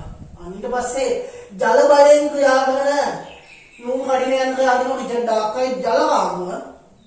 ඒක ජෙනී යන්ත්‍රයට වඩා කාර්යක්ෂමයි. හැබැයි ඒක වැඩ කරන්න වේගවත් ජල ධාරාවක් එන්න ඕන. සහ ඒක ලොකු වෙයි. ඒ නිසා ගෙවල් ඇතුලේම තියාගෙන භාවිත කරන්න බෑ. ලොකු වතුර පාරක් එන්න ඕන. ඒ නිසා ඒ භාවිත තරම අපහසුයි. පස්සේ අපි කොම්ප්ටන් හදන මියුල් යන්ත්‍රය නූල් කටින යන්ත්‍රය. ඒක වඩාත් නවීකරණය කළේ එඩ්මන්ඩ් කාර්ට්රයිට් වාෂ්ප බලයෙන් ක්‍රියා කරන මට්ටමට ඒකපත් කරා. ඔය කියන නව නිර්මාණත් එක්ක පේෂ කර්මාන්ත විශාල දියුණුවක් ඇති වෙනවා. ඒකේ ගෘහාශ්‍රිත හස්ත කර්මාන්තයක් වෙලා තිබිච්ච පේෂ කර්මාන්තය අන්න කාර්මික විප්ලවයේ බලපෑම නිසා බොහොම ඉක්මනට දියුණුවටපත් වුණා. ඒතකොට ලෝකේ පුරා ඇඳුම් පැළඳුම් කියන එක ජනප්‍රිය වෙලා කාර්මික විප්ලවයේ බලපෑමත් එක්ක මෙන්න පේෂ කර්මාන්තේ විශාල දියුණුවක් ඇති වෙනවා. ඔන්න ඔය ටික තමයි අපි මූලික වශයෙන් දැනගන්න ඕනේ. ඊළඟට අපිට කතා කරන්න තියෙන්නේ යකඩ හා වාණේ කර්මාන්තය. මොකද මේ යකඩ හා වාණේ කියන්නේ? වාණේ කියන්නේ යකඩම තමයි. ඒතර කෙනෙක් කියනවා එහෙනම් ඒකට වාණේ කියන්නේ. ඒකට යකඩ කියන්නේ නෙකුණා. යකඩ කියන්නේ සුද්ධ ලෝහයක්. ඔයාලා විද්‍යාවට ඉගෙන ගන්න ඕනේ. වාණේ කියන්නේ මිශ්‍ර ලෝහයක්. යකඩ සුද්ධ ලෝහය, වාණේ මිශ්‍ර ලෝහය. යකඩ 195යි කාබන් 105යි මිශ්‍ර කරලා තමයි වාණේ හදන්නේ. යකඩ වලට වඩා වාණේ ශක්තිමත් සහ ඕන හැඩයකට ඒක හැඩ ගස්වන්න පුළුවන්. වඩාත් හොඳයි වාණේ. එතකොට ඔයාලා 10 වසරේ ඉගෙන ගන්න පස්වෙනි පාඩමේදී මේ යකඩ නිස්සාරණය කියන කොටස ගැන අපිට මතක් වෙන්න ඕන. ලංකාවේ යකඩ තුන් දෙකක් ඒ කාලේ හම්බුණා. බලංගොඩ සමනල වැව සහ සීගිරියේ අලකොළ වැවසල දීඝ එනකන්ද කියන තැන්වලින්. එතකොට ඔයාලා යකඩ නිස්සාරණය කරන්නේ පොළවේ තියෙන යපස් වලින් අන්න පොළවේ තියෙන යපස් අරගෙන තමයි යකඩ නිස්සාරණය කරන්නේ. ඉතින් අපි දන්නවා මැණික් පොළවේ යට ගල් වශයෙන් තියෙනවා. මුතු තියෙනවා බෙල්ලගේ කටුව ඇතුලේ. මුදින්න බෙල්ලොන්ගේ කටුව ඇතුලේ. තමයි මුතු තියෙන්නේ. ගජ මුතු තියෙන ඇතාගේ දල ඇතුලේ. ගජ මුතු ඇද්දල ඇතුලේ. එපා රත්තරන් රිදී වගේ දේවල් පොළවේ යට ආකර විදියට කඳු විදියට තියෙන රත්තරන් රිදී මිනිකම් වගේ දේවල්. යකඩේ කියන එක කොහෙවත් නැහැ. පොළවේ තියෙන යපස් යකඩ අඩංගු පස් ඒවා උණු කරලා සෙල්සියස් අංශක 1538 එනකන් රත් කරලා තමයි යකඩ නිස්සාරණය කරන්නේ. ඉතින් එංගලන්තය යපස් ආකාර බහුල වට ඈත අතීතයේ ඉඳන්ම කෘෂි උපකරණ يعني කැත්ත උදැල්ල දෑකැත්ත වගේ ගෘහ උපකරණ ගෙදරට අවශ්‍ය පිහිය හිරමනේ අනවංගු ඒ වගේ ඒවා විභාග කෘෂි උපකරණ උපකරණ අභිදායන කඩු දුනු ඉතල එල්ල පලිගේ ඒ වගේ ඒවා හදන්නේ යකඩ සහ වානේ කාලේ තමයි ඉපදෙන්නේ. ඒ වැඩේ තිබුණේ හරි යකඩ දුනු දැල්ලුවේ දල වලින්. ඒ නිසා නිෂ්පාදන කාර්යක්ෂමතාව බොහොම අවම මට්ටමක තමයි පැවතුනේ. හැබැයි මොකද්ද වෙන්නේ? අන්න කාර්මික විප්ලවයේ බලපෑම යකඩ හා වානේ කර්මාන්තයට ලැබෙනවා. මම වැඩි වෙලා ගන්න තියෙන නිෂ්පාදන ටික ලියන්නම්. ඔයාලට මතක ඇති හතරක් වගේ තමයි එකට තියෙන්නේ. ඒබ්‍රහම් ඩර්බි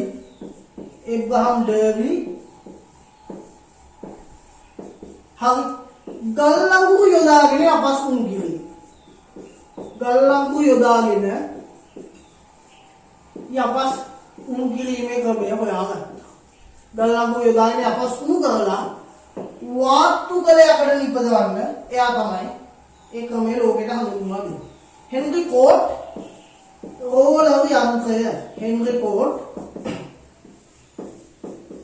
රෝලර් යන්ත්‍රය හෙන්රි වෙස්මර් වානේ නිපදවීමෙන් දුන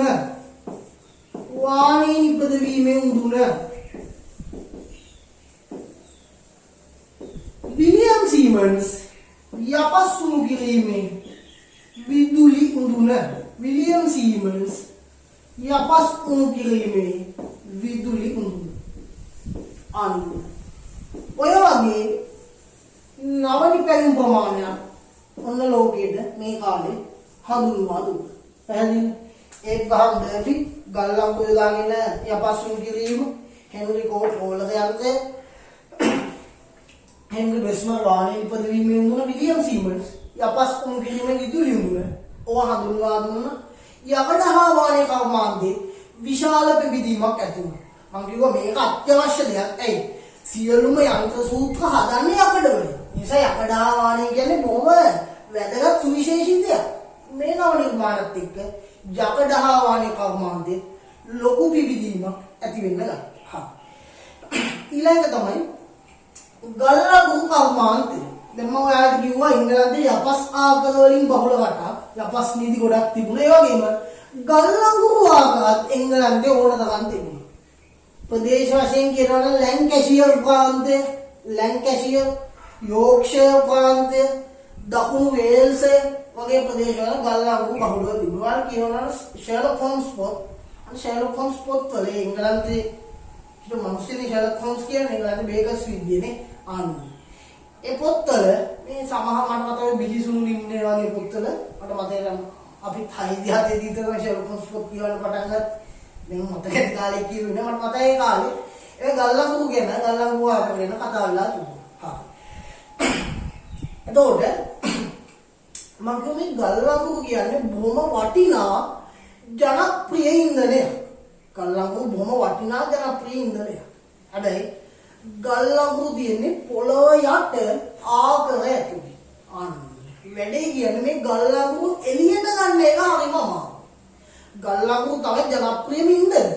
හැබැයි ගල් ලංගු ඉවතට ගැනීමේදී ලොකු දුෂ්කරතාවක් මතුවලා තිබුණා. මේක බොහොම කාර්යක්ෂම වගේම ලාභදායී බලශක්ති ප්‍රබලයක්. ගල් ලංගු ඉවතට ගනිද්දී දුෂ්කරතා රාශියකට මුහුණ දෙන්න සිද්ධ වුණා. ඒ මොනවද කියලා කියනවා නම් ඒක තමයි ආකරවල ජලයේ ක්‍රැස්වීම. පැහැදිලිද? එතකොට රත්නපුරේ පැත්තේ ළමයි මේක අහනවා නම් සහ ඔයාලා රත්නපුරේ ගිහිල්ලා තියෙනවා නම් එතන මමත් ගාල්ලේ කෙනෙක් මේ මම දවසක් රත්නපුරේ අපේ යාළුවෙක් ගෙදර ගියාම මම දැක්කා මම නිකන් බැලුවා ඒගොල්ලෝගේ වංගාව තියෙන පතලකට ගිහිල්ලා ඒ මිනිස්සු උදේම පතල ගාවට ඇවිල්ලා ඉස්සල්ලාම මොකද්ද කරන්නේ? මැණික් පතල ගාවට ඇවිල්ලා ඉස්සල්ලාම මොකද්ද කරන්නේ? මම දන්නවනම් මම දැන් හැම පතලම මෙහෙම දෙන්නේ. හැබැයි මම දැකපු ඒවා නම් ඉස්සල්ලාම කරන්නේ පතල කටපෙත්තටම පිළිදින වතුර. අන්න ඉස්සල්ලාම පතලට බහින කලින් වතුර ටික අයින් කරලා ඉන්නවා. අන්න එන ලොකු ගැටලුවක් තමයි ආකරවල ජලයේ ක්‍රැස්වීම. පැහැදිලි? එතකොට පතලකේ ලොකු වලන්නේ මේකේ වතුර පිළිලා තියෙන්නේ. එතකොට බහින්න කලින් මේ වතුර ටික ඉවත් කරගෙන ඉන්නවා. ඒතර කෙනෙක් කියනවා එහෙනම් සර් උඩින් වහලක් ගහුවා නම් හරියි. නෑ. වහලේ උඩින් මේ ඇස්සට නෙමෙයි පිරෙන්නේ කොහෙන්ද? ඇතුළේ උල්පත් වලින් එන වතුර. අයෝල වහලන අපේ ගෙදර ඉඳක් හිස් කාලේ ගියෝ. තමයි ඉඳ හිස් කාලේ පටන් ගත්තා අපි මේ උදේ ඇදලා ලොකු වෙලාවක් යනවානේ ඉඳ හිස් කාලේ. එහෙනම් ගල්ලංගුවා ගන්නත් එහෙම තමයි. පැහැදිලි. මිනිස්සු ගල්ලංගු පතලට බහින්න කලින් ඉස්සරහට පිටලා දින වතුර ටික අයින් කරනවා. මට ඒක අයින් කරද්දී හවසෙලා උපන් යන්නේ දෙන්නේ එපා පහුවෙදු දෙවිල බහින්න බැරි නම් ආයෙ පිළින්න. පැහැදිලි. එහෙනම් ආගවල ජලයේ ක්‍රැස්වීම ලොකු ගැටලුවක් වෙලා තිබුණා. අනිත් එක තමයි ආගමපතුලේ විෂ වායු ප්‍රවෘත්ති. හරියට හිකුවේදී එහෙම ලැබෙන්නේ හරියට වාතයේ ඉන්නේ. ඒ නිසා විෂ වායු මීතේන් වගේ විෂ වායු ආගමපතුලේ තිබුණා. ඇතුළට යම හුස්ම ගන්න අමාරුයි. අගේම ආගමවල උෂ්ණත්වය වැඩි. ආගමපතුලේ උෂ්ණත්වය වැඩි. ගල්ලංගුනේ. අගේම අස්නේ ඉන්න බෑ ලොකු උෂ්ණත්වයක් තිබුණා. පැහැදිලි. අනිත් එක තමයි ආකර තුලට ආලෝකයේ සැපීම දුෂ්කර වෙනවා. මේක ඇතුළට ආලෝකයක් අරන් යන එක හරිම අමාරු වෙනවා. පැහැදිලි. ඇතුළ ආවම කළුවයි. කියන්නේ මෙහෙම මේ එක ගෙලින් යනකොට වලක් වගේ නෙවෙයි තියෙන්නේ. ඒක නිකන් ඔයාලට පහසුම අවබෝධයක් ගන්න කියන ඔයාලා බලන්නේ ස්කුබිඩු කාටුන් මේ. මේක සමාජලාට වෙනවා ස්කුබිඩු පොඩි රේල් පාවල් වගේ දාලා ඩක්කුවේ යනවා. එහෙම නැත්නම් ටෙම්පල් රන් ගේම් එක ඔයාලා. නර පතලස්සෙන් මේ ඩක්කුව වගේ ගියම ඒ ගල්ලංකුවා වගේ තමයි. පැහැදිලි. එතකොට ඒකට ආලෝකය ගෙනියන එක හරියම. මොකෙද? පන්න වහල් පත්තුකන් ගිහිල්ලා කොහේ හරි ගෑවුවොත් ඉවකට මියුල. දැන් ඔය චිකන් එහෙම බාබකියු දාද්දි ගල්ලංගු තමයි ගියේ. දැන් ඔය ෆුඩ් සිටි වල එහෙම දෙනවා ගල්ලංගු පැකට්. පැහැදිලි. ඒවා වගේ නේ සමහරවල් පොල් කටවංගු වල කරන හොඳම දේ නෑ ගල්ලංගු තියෙනවා නම් හොඳයි. චිකන් බාබකියු දාන කුකුළු ඕස් කරද්දි ගල්ලංගු වලින් නෑ පුච්චා. අනේ නක් ගල්ලංගු වගේ පන්න වගේ මේ කොහේ හරි ගෑවිලා උපත්තු අපිට බාබකියු වෙලා තමයි එන්නේ නෑ. බාබකියු වෙනවා හිද්දේ. එතකොට ආගවල ජලයේ ක්‍රැස් වුණා, ආගපතුළු උෂ්ණත්වය වැඩි, විෂ වායු තිබුණා, ආලෝකයේ සැපීම දුෂ්කරයි. අනිත් එක ආගවලින් ගල්ලංගු පිටතට ගැනීම කොට වඩාම ගල්ලංගු කැඩුවට පස්සේ මේක එළියට යන එක හරිම අමාරුයි. ඒක කුඩා ළමයි සහ කාන්තාව ධම්මලා නිකන් ගුණා කවච්චා දින්නවා වගේ ඒගොල්ලෝ අර ඩක්කු වල මේව කරලා හරි අමාරුවෙන් මේව ගත්තේ ඉතින්. ෆිල්මේ හදිහත්තින් ෆිල්මෙට රින්ගන්න බෑ අසවල් ඉඩමල් පැහැදිලි. හරි. ඒ වගේ ගැටලු ප්‍රමාණයක් නිර්මාණය වෙලා තිබුණා. හැබැයි මොකද්ද වෙන්නේ?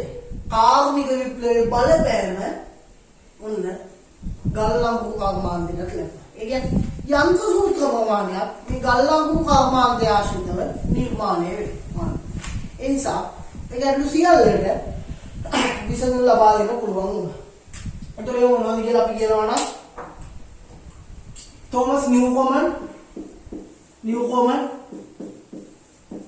वाष्प एंजिम न्यूकोमन के वाष्प एंजिम थॉमस न्यूकोमन वाष्प एंजिम एक नवीकरण जेम्स वॉट හැදුවා जेम्स वॉट विधिमත් वाष्प एंजिम एक नवीकरण विधिमත් वाष्प एंजिमක් හැදුවා न्यूकोमन හදපු वाष्प एंजिम බොහොම සරල එකක්. ඒක යොදා ගන්න පුළුවන් මේ ගල්ලංගු කර්මාන්තයේ විතරයි විශේෂ ආගමවල ජලය ඉවත් කරනවා විදිහවල වලට යොදාගත්ත. ජේම්ස් වොට් එක අලුත් වැඩියා කරන නවීකරණය කළ බොහොම විධිමත් वाष्प එන්ජිමක් ඉපදෙව්වා. ඒක ඕනම කර්මාන්තයකට යොදා ගන්න පුළුවන් විශේෂ ආගමවල ජලය ඉවත් කරන් වගේම ආකාර පතුලේ වාතයේ කෘතිමව සිසිල් කරන් ඒතර ඒ විදිහේ විෂ වායු ටිකක් නැති වුණා. ඒ සියලු ගැටලු වලට විසඳුම් මේ वाष्प එන්ජිමත් එක්ක ලබා දෙන්න පුළුවන් වෙනවා. हम्फ्री डेव ආරක්ෂක ලාම්පුව කෙනෙකුට හිතෙනවා මේක හරිම සරල දෙයක් කියලා. හැබැයි ඒක ලේසි නිර්මාණයක්ද නැද්ද කියලා මම යන්නේ නැහැ. හැබැයි අතිශය වටිනා නිර්මාණයක් කියන එක නම් මට කියන්න පුළුවන්. කොහෙද? මේකට ආලෝකය ගෙනියන එක හරිම අමාරු වැඩක් වෙලා තිබුණා. මේ ආරක්ෂක ලාම්පුව නිසා බොහොම පහසුවෙන් ආරක්ෂිතව ආලෝකය ගෙනියන්න පුළුවන් වුණා. ඒක අනුගාමී කිමිලි ලාම්පුව. පැහැදිලි.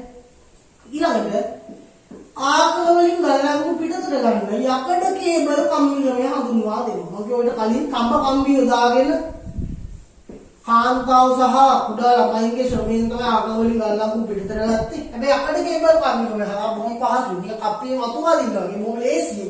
ආකල වල ගල්ලංගු ටික පිටතට ගන්න පුළුවන් වුණා. එහෙනම් කලින් මම කිව්වේ යකඩ හා වාහනේ කර්මාන්ත දියුණු වීමත් එක්ක යන්ත්‍ර සූත්‍ර හදන්න අවශ්‍ය පසුබිම නිර්මාණය වුණා. දැන් මේ නම සොයා ගැනීම එක්ක ගල්ලංගු කර්මාන්තය ආශ්‍රිත පිට ගැටලු ටික අවසන් වෙලා අන්නේ ජනප්‍රිය ඉන්ධනය වෙච්ච ගල්ලංගු බොහොම පහසුවෙන් ලබා ගන්න පුළුවන් වෙනවා. මම මේක ලාභදායී සහ කාර්යක්ෂම ඉන්ධනයක්. ඉතින් මේ නිර්මාණ නිසා ගල්ලංගු කර්මාන්තයට ලොකු විවිධීමක් ඇති වුණා. ඒ නිසා සියලුම කර්මාන්තවල ප්‍රබෝධයක් ඇති වෙන මේ යකඩ හා වාහනේ වගේ ගල්ලංගු කර්මාන්තවල ඇති විවිධීම ලොකු අත්ලක් වුණා.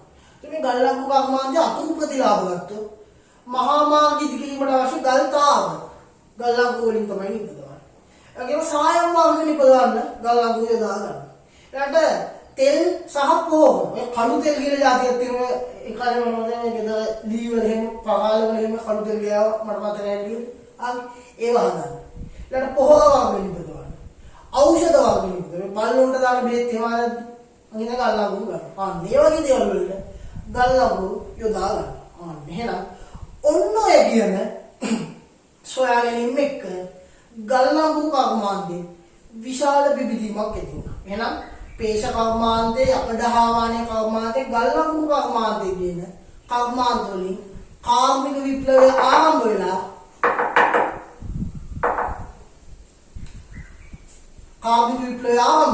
ඊට පස්සේ කාර්මික විප්ලවය වෙනත් ක්ෂේත්‍රවල ව්‍යාප්ත වෙනවා. කාර්මික විප්ලවයේ ව්‍යාප්තිය ගත්තොත් මම කිව්වා දැන් එංගලන්තයෙන් ආරම්භ වෙන්නේ පේශ යකඩ හා වාහනේ ගල්ලංගු කියන කර්මාන්ත ආශ්‍රිතව මේක ප්‍රධාන අංශ දෙකක් ඔස්සේ ව්‍යාප්ත වෙනවා. වෙනත් ක්ෂේත්‍ර කතාවකින් වෙනත් රටවල් කතාත් ව්‍යාප්ත වෙනවා. ව්‍යාප්ත වෙන ප්‍රධාන ක්ෂේත්‍ර තුනයි. ප්‍රවාහන, සංනිවේදන සහ කුෂිකාම.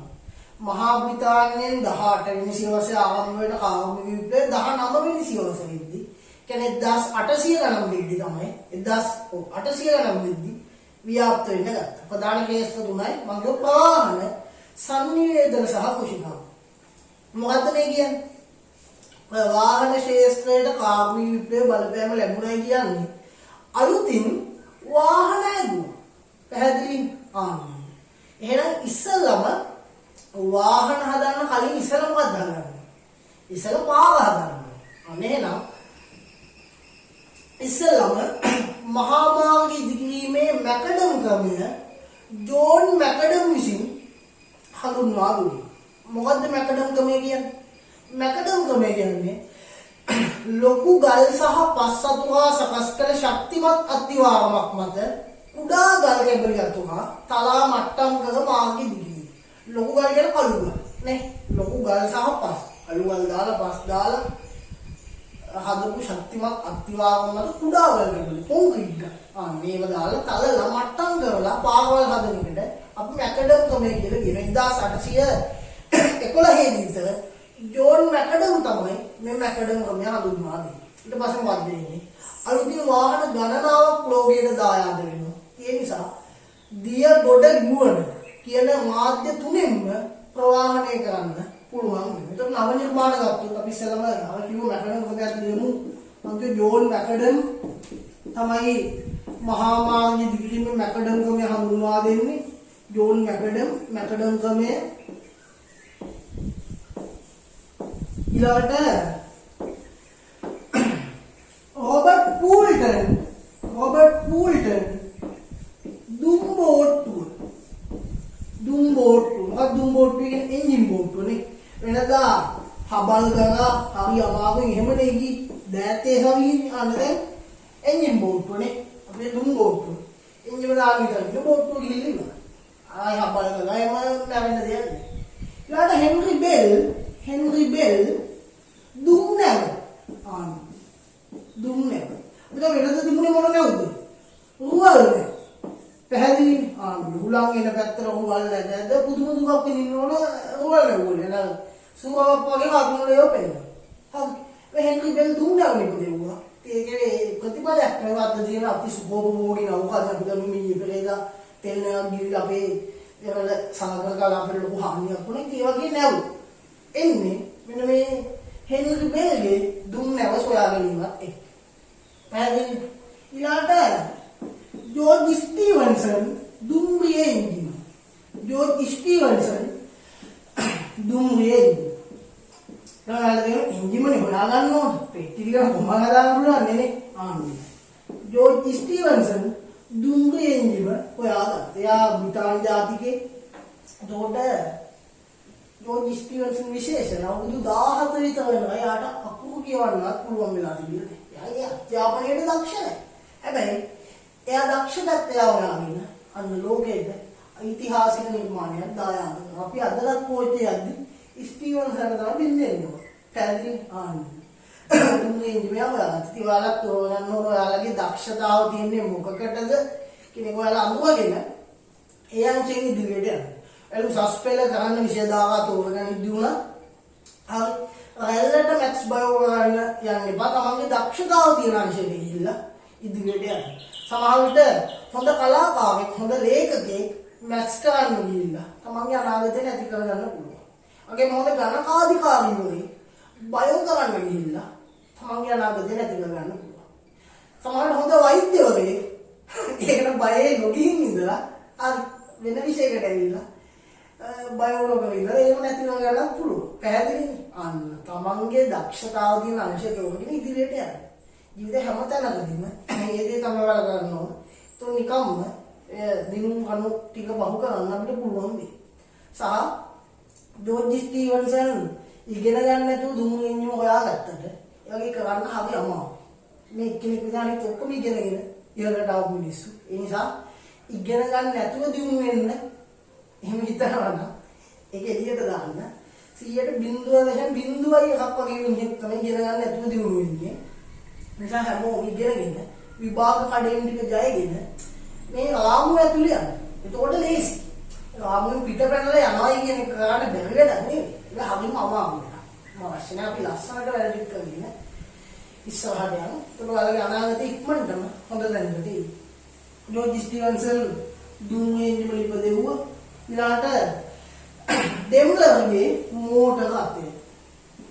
ඩෙම්ලර් මෝටර අතේ. මොකද මෝටර අතේ කියන්නේ? මෝටර අතේ කියන්නේ කාර් එකනේ. ඔයාලා දෙන කාර් එක හොයාගත්තට පස්සේ අනිත් වාහන ටික අරගෙන එච්චරම අහු නෑනේ. කොහොමද අවල් එක වදේනේ. කාර් එක ඕන කට්ටිය විදිහට ගන්නවා, බස් එක ඕන කුපුවට ගන්නවා, පිප්පෙක ඕන එළියට ගන්නවා, වෑන් එකට මෙහෙම මූලික ආකෘතිය තමයි අවශ්‍ය. ඩෙම්ලර් මෝටර අතේ ලෝකෙට හරිම වාතේ. ඔයාලා බලන දිය කොට කියන මාධ්‍ය දෙකේම ප්‍රවාහණය කරන්න අවශ්‍ය පසුබිම ඔන්න විදිහට නිර්මාණය වෙනවා. අන්තිමට 1903 දී විතර කවුද? රයිට් සහෝදරයන් විසින් ගුවන් යානය හොයාගත්තා. රයිට් සහෝදරයන් ගුවන් යානය හොයාගත්තා. රයිට් සහෝදරයන් කියන්නේ සහෝදර දෙන්නෙක් නිසා විල්බර් රයිට් සහ ඕවල් රයිට් කියන අයියේ මල්ලි. අන්න අයියේ මල්ලි යොදලා කරනවා නම් වැඩ. මෙන්න හොයාගත්ත ගුවන් යානය. පැහැදිලි? දියකොට ගෝණි කියන මාධ්‍ය තුනෙන්ම ප්‍රවාහණය කළා. ප්‍රවාහන ශාස්ත්‍රීය විප්ලවයක් ඇති කරන්න පුළුවන්. එතකොට මේ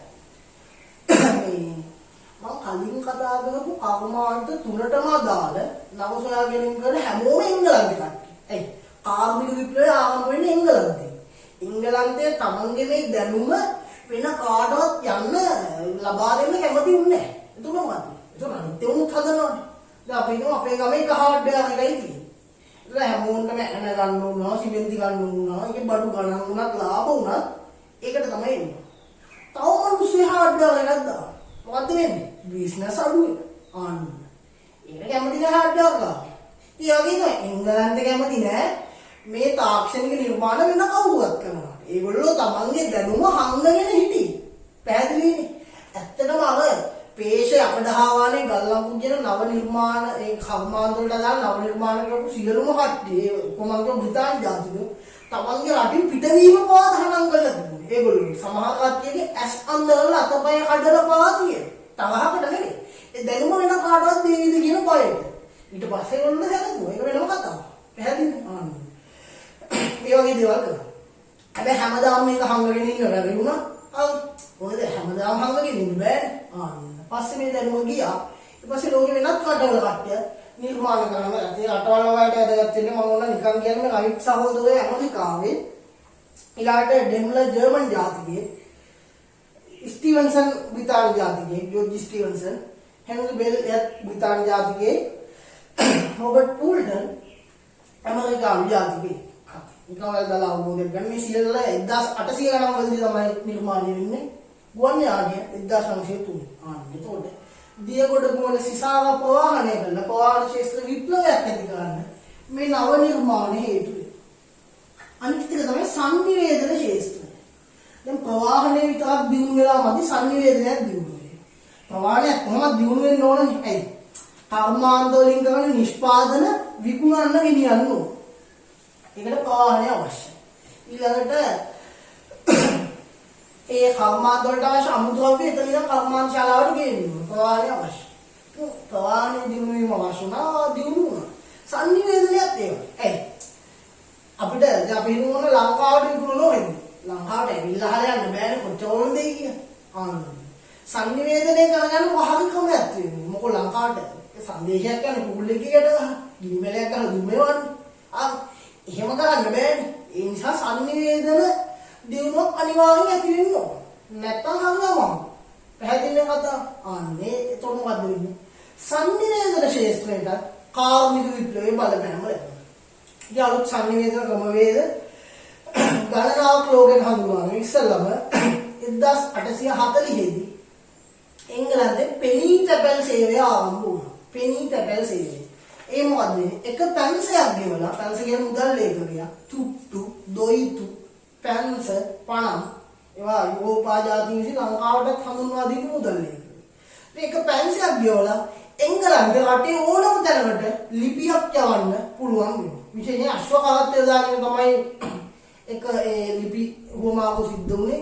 පස්සේ ඒක ලංකාවටත් හඳුන්වා දුන්නා. දැන් ඔය කොළඹ ඉඳන් මහනුවර දක්වා යන පෙනී තැපැල් වගේම අශ්වකාරත්ව වලින් තමයි ඒවා ගෙනිච්ච සහදියල කියන විදිහයි බීරේ ආශ්‍රිතනේ.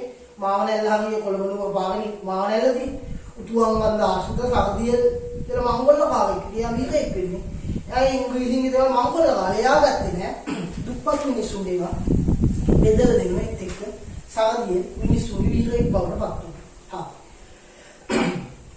ඒ වගේ බ්‍රිතාන්‍යයේ පෙනී තැපැල් සේවය ආරම්භ වුණා. එක පැන්සයකින් රටේ ඕනම තැනකට ලිපියක් යවන්න පුළුවන් පෙනී තැපැල් සේවය නිසා. ඊළඟට සැමුවෙල් මෝස් විසින් විදුලි පණිවුඩ ක්‍රමය හඳුන්වා දුන්නා. සැමුවෙල් මෝස් විදුලි පණිවුඩ ක්‍රමය අපි කියනවා ටෙලිග්‍රාෆ් නැත්නම් ටෙලිග්‍රෑම් ක්‍රමය. මොකක්ද ඒක? ඔයාලා දැන් නම් මම හිතන්නේ එහෙම නෑ. මේ අපේ අම්මාගේ සේවකේ ඉස්සරහින් වැඩ ගන්නෙ. එතකොට ඒ දවස්වල වැඩට යන්න බැරි වුණාම ටෙලිග්‍රාෆ් එකක් තමයි යවන්නේ. අසනීපයි නිවාඩු දෙන්නේ. අපි පොඩි කාලේ මට මතක එහෙම යවුණා. ඒතකොට ඒක වචන ගන්නටයි ගහන්නේ. ඒ ලාම් පණිවිඩය පැහැදිලි. ඒකයි ජංගම දුරකට මෙහෙම හිතාගෙන නැපුවේ නෑ. ටෙලිග්‍රාෆ් එකක් තමයි විදුලි පණිවිඩ කරන්නේ. සැමුවෙල් මෝස් තමයි හඳුන්වන්නේ. අමරිකානු ජාතිකයෙක් සැමුවෙල් මෝස් විදුලි පණිවිඩ ක්‍රමය හඳුන්වා දුන්නා. ඊළාට Alexander Graham Bell වල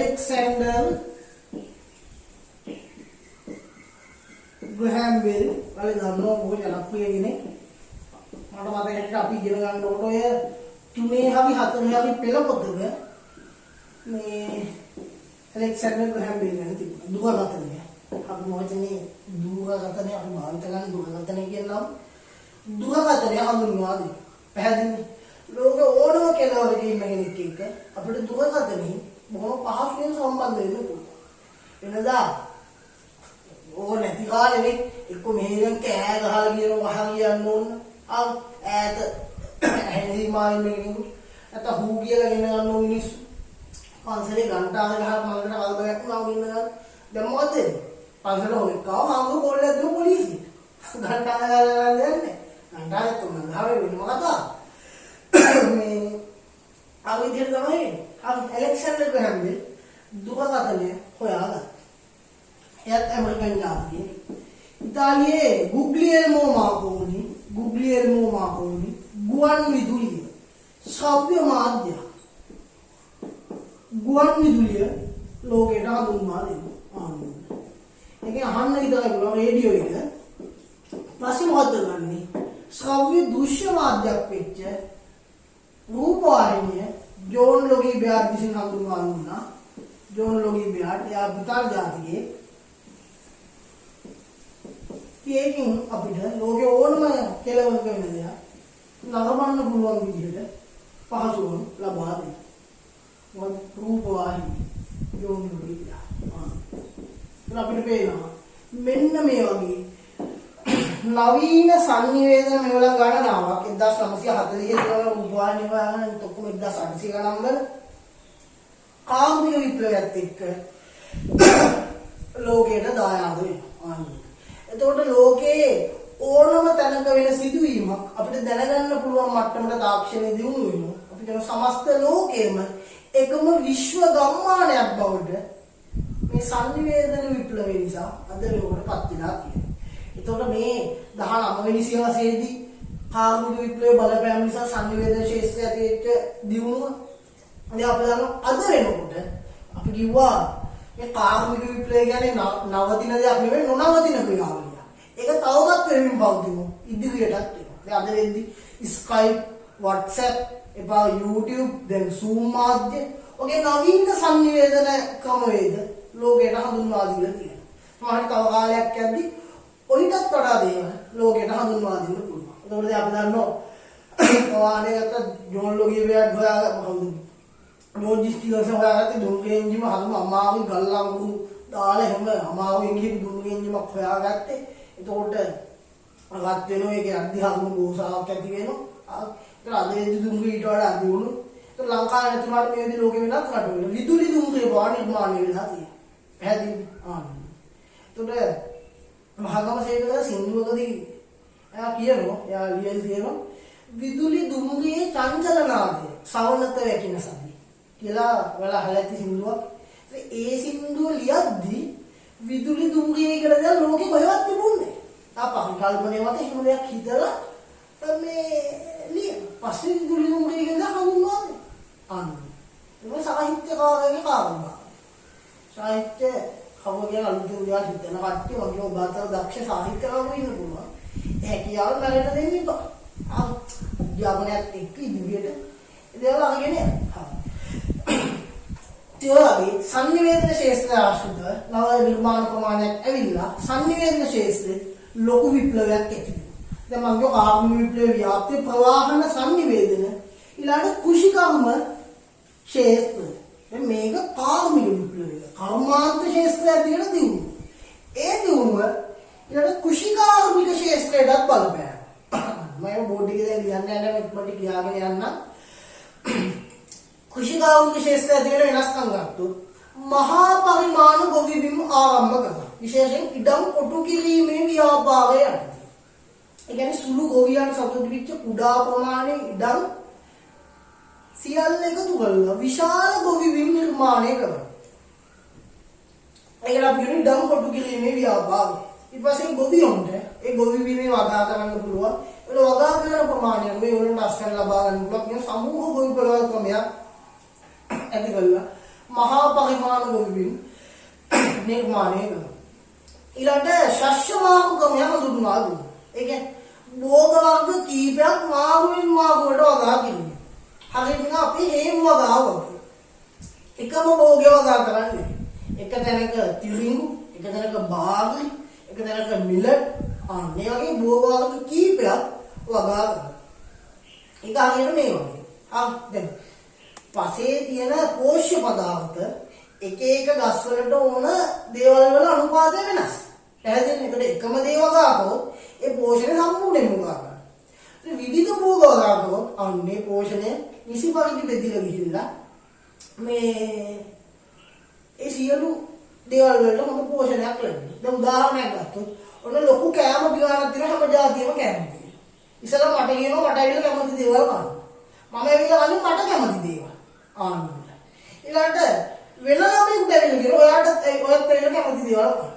එයා ඇවිල්ලා ගන්නේ එයා කැමති දේවල්. පැහැදිලිද? ආන්න. ඉතින් මට ආපහු කිව්වොත් ඊළඟ දවසේ මේකෙම ගන්නයි කියලා. දැන් මම කැමති දේ මම කාලේ ඉවරයි. පැහැදිලිද? ආන්න. ඒ වගේ. ඒ නිසා බෝවාගේ කීපයක් මාගුන් මාගුට හොයාගෙන ඉන්න කිසි වාසියක් තියෙනවා. ඒ වගේ ශස්‍ය මාගුතමේ කෘෂිකාර්මික ශාස්ත්‍ර ආශ්‍රිත හඳුන්වා ඊළඟ සත්ව පාලනය ආශ්‍රිත නව තාක්ෂණික ක්‍රමවේද හඳුන්වා දෙනවා. ඒකට අපි උදාහරණයක් කියනවා ඔබ බැක්වෙල් විසින් බැටළුවන් අභිජනනය කිරීමේ ක්‍රමය. පැහැදිලි? ඔබ බැක්වෙල් බැටළුවන් අභිජනනය කිරීමේ ක්‍රමය හඳුන්වා දෙනවා. අපි බැටළුවන්ගෙන් ලෝම ගන්න ඔය ජර්ස් වගේ දේවල් හදන්නනේ. අර සිවිතල කබායවල් හදන්න. අර බැටළුවන් අභිජනනය කියන්නේ බෝ කරන. බැටළුව බෝ කරන ක්‍රමය හඳුන්වා දෙනවා. දැන් අපි දන්නවා මේ මිනිස්සුන්ට දැන් ඕනනම් පුළුවන් අර බල්ල පැටව ගහන එක බල්ල මේ බැල්ලි පැටව ගහන එක මිනිස්සුන්ට ඕන නවත්තන්නත් පුළුවන්. අර මිනිස්සුන්ට ඕන පැටව ගහන විදිහට ගන්නත් පුළුවන්. පැහැදිලි? ඒ වගේ ක්‍රමවේද තාක්ෂණික ක්‍රමවේද සත්ව පාලන සම්බන්ධ නිර්මාණය වෙලා තියෙනවා. මස් වලට අධි කරන කුකුල්ලු ඉන්නවා. උයි පදිලා හතියක් විතර හරකෙක් විතර මරන. බෙහෙත් ගන්න. පැහැදිලි? බිත්තර දානවා කුකුලට බිත්තර දාන ඉක්මනට බිත්තර දාන බෙහෙත් ගන්න. සත්ව පාලනය ආශ්‍රිත නව තාක්ෂණික ක්‍රමවේද හඳුන්වා දෙනවා. දැන් ඒක කොයිතරම් දිනුනද කියනවා අද ලෝකේ නැති සත්ව හැදිලා තියෙනවා. කොටලුවා. දැන් කොටලුවාගේ අම්මෙන් තාත්තෙන් නැහැ. මෙරුවාගේ ජාතිකයි. කොටලුවාගේ තාත්තා අශ්වයා අම්ම බූරුව. කොටලුව අම්මයි තාත්තයි නැහැ. පැහැදිලි? අශ්වයා බූරුව එක දිනවා කොටලුවයි කියන කතාවනේ. ඒ වගේ අලුත් සත්තු හදන දැනට පවා අද තාක්ෂණයේ දිනු වෙලා තියෙනවා. ඉතින් අපිට මෙතන උදාහරණයක් තියෙනවා. රොබර්ට් බැක්වෙල් විසින් මේ බැටළුවන් අභිජනනය කිරීමේ ක්‍රමය හඳුන්වා දුන්නා. ඊළඟ නව කෘෂිකාර්මික ක්‍රම සහ උපකරණ භාවිතය. එනත් කාර්මික විප්ලවයත් එක්ක ලෝකෙට ලැබෙන දෙයක්. එතකොට ජෙන් හෝටල් විසින් පේලි වැපිරීමේ ක්‍රමය හඳුන්වා දෙනවා. කවුද? ජෙන් හෝටල් පේලි වැපිරීමේ ක්‍රමය. ඒ කියන්නේ මොකක්ද? අශ්වයන් බදින ලද නගුල් වලින් පේලියට බීජ වැපිරීම. දැන් අපි දන්නවා අපේ නගුලයට ගහන්නේ කවුද? හරකා. මේ හරකනේ. ඌ නගුලට උට හිතෙන විදිහට. ඌ ටිකක් කැමේ පාමුට මහ වෙනවා ඌ නවතිනවා. එපා ඕනෝ ටික හයියෙන් යනවා ආයෙ ටිකක් යනවා. ඌ යන හැටි බලන්න අපිට කම්මැලි. දෙන්න ඒව බලන්න නෑ. අද තාක්ෂණික දිනුවත් එක වෙන ක්‍රමවේද භාවිතයි. ඒ කාලේනේ හරක නගුලකට ගහනවා ඌ ඇදන් යනකොට මේ බලන් ඉන්නේ කාටද? එපා උඩ ගහන්න ඕන ගොමරා දෙන්න මොන කතාව කරනවා. ඉකාවුනේ. පැහැදිලි? හැබැයි එංගලන්තේ නගුලට එන කවුද? අශ්වයා. මිනි හරකාගේ අශ්වයට ගහලා හරකට යන්න ගහනවා. මේ ඌ යවා ගන්නවා. අවු නවත්තනවා. ඌ ගැට හොන නගුලේ ඌ දුවනවා ආයේ ලේසි නවත්තනවා. බොහොම ඉක්මනට වැඩේ ගන්න පුළුවන්. එහෙ නගුල් වල හරක් ගැටෙනවා තාම වපුරු මෙහෙම. පැහැදිලි? ඒකට අශ්වයන් ගැට ගන්න නගුල් වලින් පේලියට බීජ වැටෙනවා. දැන් නගුලේ මෙහෙම අපි දැන් මෙහෙම පේලියට ඌ ඇදගෙන නගුල මෙහෙම බීජ වැටෙන්න ක්‍රමයක් මොකක්ද හදලා තියෙන්නේ. ඒතර මොකද නගුල ඇදගෙන යන්න ලස්සනට පේලියට බීජ ටික වැටෙනවා. ඒතර බීජ අපතේ යෑම දෙපමාණි අපතේ යෑමක් වෙනවා. භූමියනු ඒ සම්පත් වලින් උපරිම ප්‍රයෝජන ගන්න මේ පේලි වැපීමේ ක්‍රමය උපකාරී වෙනවා. ඒ වගේම අප්‍රිකාවේ ගුවානෝ පොහොය කියලා නව රසායනික පොහොවක් නෙමෙයි. අප්‍රිකාවේ දකුණු අප්‍රිකාවේ ගුවානෝ පොහොය නිපදවනවා. අන්න ඒ වගේ ඊට පස්සේ තව අලුත් රසායනික පොහොවක් ගණනාවක් නිපදවනවා. ඒත් එක්ක අන්න කෘෂිකාර්මික අංශයේ ලොකු දියුණුවක් ඇති වෙනවා. දැන් අපි දන්නවා අද වෙනකොට සමහර ගස් තියෙනෝනේ අඹ පෙළේ හිටවලා සමහරට මගේ තරමට උස නැහැ. ඒ වුණාට ගහේ කොළ ගන්න වඩා ගෙඩි හැදෙනවා. සමහරට අවුරුද්දක් යනත් කරේ මාස කිහිපයක් ඇතුළත මෙන්න ගහේ ගෙඩි හැදෙනවා. ඒ කාලේ නම් ඕනේ 100 හිටෙන්නේ 100 පොඩි කාලේ අඹ ගහ හිටවල තියෙන. දැන් 100 මැරෙන්නක් කිට්ටුයි. තාම අඹ ගෙඩි නෑ. මේක ගස් තියෙනවා. නේ? ඒ අද තියෙනවා බඩ් ගස් කියන්නේ මේ 10 හිටවලා ටික දහයක් ඇති ගහේ පොළ ගන්න වඩා ගෙඩියදී. තාක්ෂණික දියුණුව. බා කුමිනාශක දිනු වල්නාශක දිනු දැන් උඹට බෙහෙත් ගහනවා මේ අපිට ගොයම් මැස්ස වැළෙනවා ඒකට මැරෙන ගොයම් මැස්ස විතර. අනිත් උඹ එහෙම බෙහෙත් තියෙනවා. වල් පැලෑටි මැරෙන ගහන වෙනම බෙහෙත් තියෙනවා. ඒ වගේ මේ යම් විශේෂ ප්‍රමාණයක් තියෙන ඒකට දැන් අපි නු ඒවා එකොට පස්සේ ඒවා ගහට උවා ගන්න එපා ඉවහේ හැදෙන අපිට ගොයන්න ඊ කාල් වලටත් ඒවා අවශෝෂණය වෙලා ඒවා අපි කියනවා අපිටත් යම් ප්‍රමාණයක අවශෝෂණය වෙනවා. ඒ විශේෂ රසායනික ද්‍රව්‍ය ඉතින් ඒවා භාවිත කරනවා අපේ ශරීර වලට ඇතුල් වෙනවා.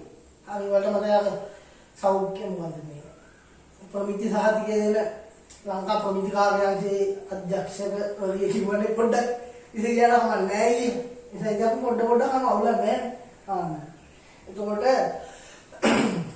ඉතින් ඒ වගේ ප්‍රවාහට සංනිවේදන කුෂිකර්ම කියන සෑම අංශයකම ලොකු දියුණුවක් ඇති වෙලා කාර්මික විප්ලවය වුණ වෙනත් ක්ෂේත්‍ර වලට ව්‍යාප්ත වුණා. ඊට පස්සේ අලුත් තවත් ක්ෂේත්‍ර වලට ව්‍යාප්ත වෙලා අද වෙනකොට කාර්මික විප්ලවය වඩා පුළුල් වෙලා තියෙනවා. හෙට වෙනකොට ඒක තව දුරටත් පුළුල් වෙනවා. ඊළඟට බලමු වෙනත් රටවල් කරා ව්‍යාප්තිය. අන්ත 18 වෙනි සියවසේ අගභාගයේ මහා බ්‍රිතාන්‍යයෙන් ආරම්භ වෙච්ච කාර්මික විප්ලවය 19 වෙනි සියවසේදී ලෝකේ වෙනත් රටවලට ව්‍යාප්ත වුණා. ඉස්සෙල්ලා ව්‍යාප්ත වෙන්නේ යුරෝපා රටවල. කාර්මික විප්ලවය ව්‍යාප්ත වෙන්නේ යුරෝපා රටවල. ප්‍රංශය, ජර්මනිය, ඕස්ට්‍රියාව, ඕස්ට්‍රේලියාව, ප්‍රෂියාව, හංගේරියාව, බෙල්ජියම් වගේ රටවලට කාර්මික විප්ලවයේ බලපෑම තදින් ව්‍යාප්ත වෙනවා. අනේ දේවල් එක්ක ඕස්ට්‍රියානු අධිරාජ්‍යයේ සැතපුම් 30000ක් දුරට මාර්ගී දිනුණා. බෙල්ජියමේ මාර්ග පද්ධතිය දෙගුණයකින් පුළුල් වෙනවා. සෑම රටකම වගේ දුම්රිය මාර්ගී දිවෙන්න ගත්තා. වගේ ලොකු දිනුවක් ඇති වෙනවා. පස්සේ වෙනත් මහද්වීප වලටත් කාර්මික විප්ලවය ව්‍යාප්ත වුණා. විශේෂයෙන් ඇමරිකාව, ආසියාව, අප්‍රිකාව වගේ රටවලට කාර්මික විප්ලවයේ බලපෑම ව්‍යාප්ත වෙනවා. ඇමරිකාව කාර්මිකයන් ශීඝ්‍ර දියුණුවක් අත් කරගෙන අද වෙද්දී ලෝකේ බලවත්ම ජාතිය බවට පත් වෙලා තියෙනවා. ආසියාවට කාර්මික විප්ලවයේ බලපෑම ඇවිල්ලා ඉන්දියාව, ශ්‍රී ලංකාව, චීනය, ජපානය වගේ රටවල් කාර්මික අංශයෙන් දියුණු වෙනවා. එතකොට කාර්මික අංශයෙන් වැඩිම ප්‍රගතියක් අත් කරගන්න ආසියාතික රට තමයි ජපානය. ඒතර අපි දන්නවා අදටත් ජපන් නිෂ්පාදනයක් කියන්නේ ඉස්තරම්ම දේවල්. දැන් ජපන් බයික් එකක්, ජපන් වාහනයක් පාවිච්චි කරපු එකක් උනා හරියට. හරිම ප්‍රමිති. හොඳ ප්‍රමිතියක් තියෙනවා. ක්වොලිටි වල. පැහැදිලි. චීනයේ එහෙම නෙවෙයිනේ. අපි අපු මේක චයිනීස් බලුවා. චයිනීස් කියන්නේ අපි අදහස් කරන එක එච්චර හොඳ නැහැ. කියන එකට තමයි චයිනීස් කියන්නේ. ඇත්ත කතාව ඒක නෙවෙයි. චීනයේ හොඳ දේවල් තියෙනවා. හොඳ දේවල් නුඹ අපිට එවන්නේ.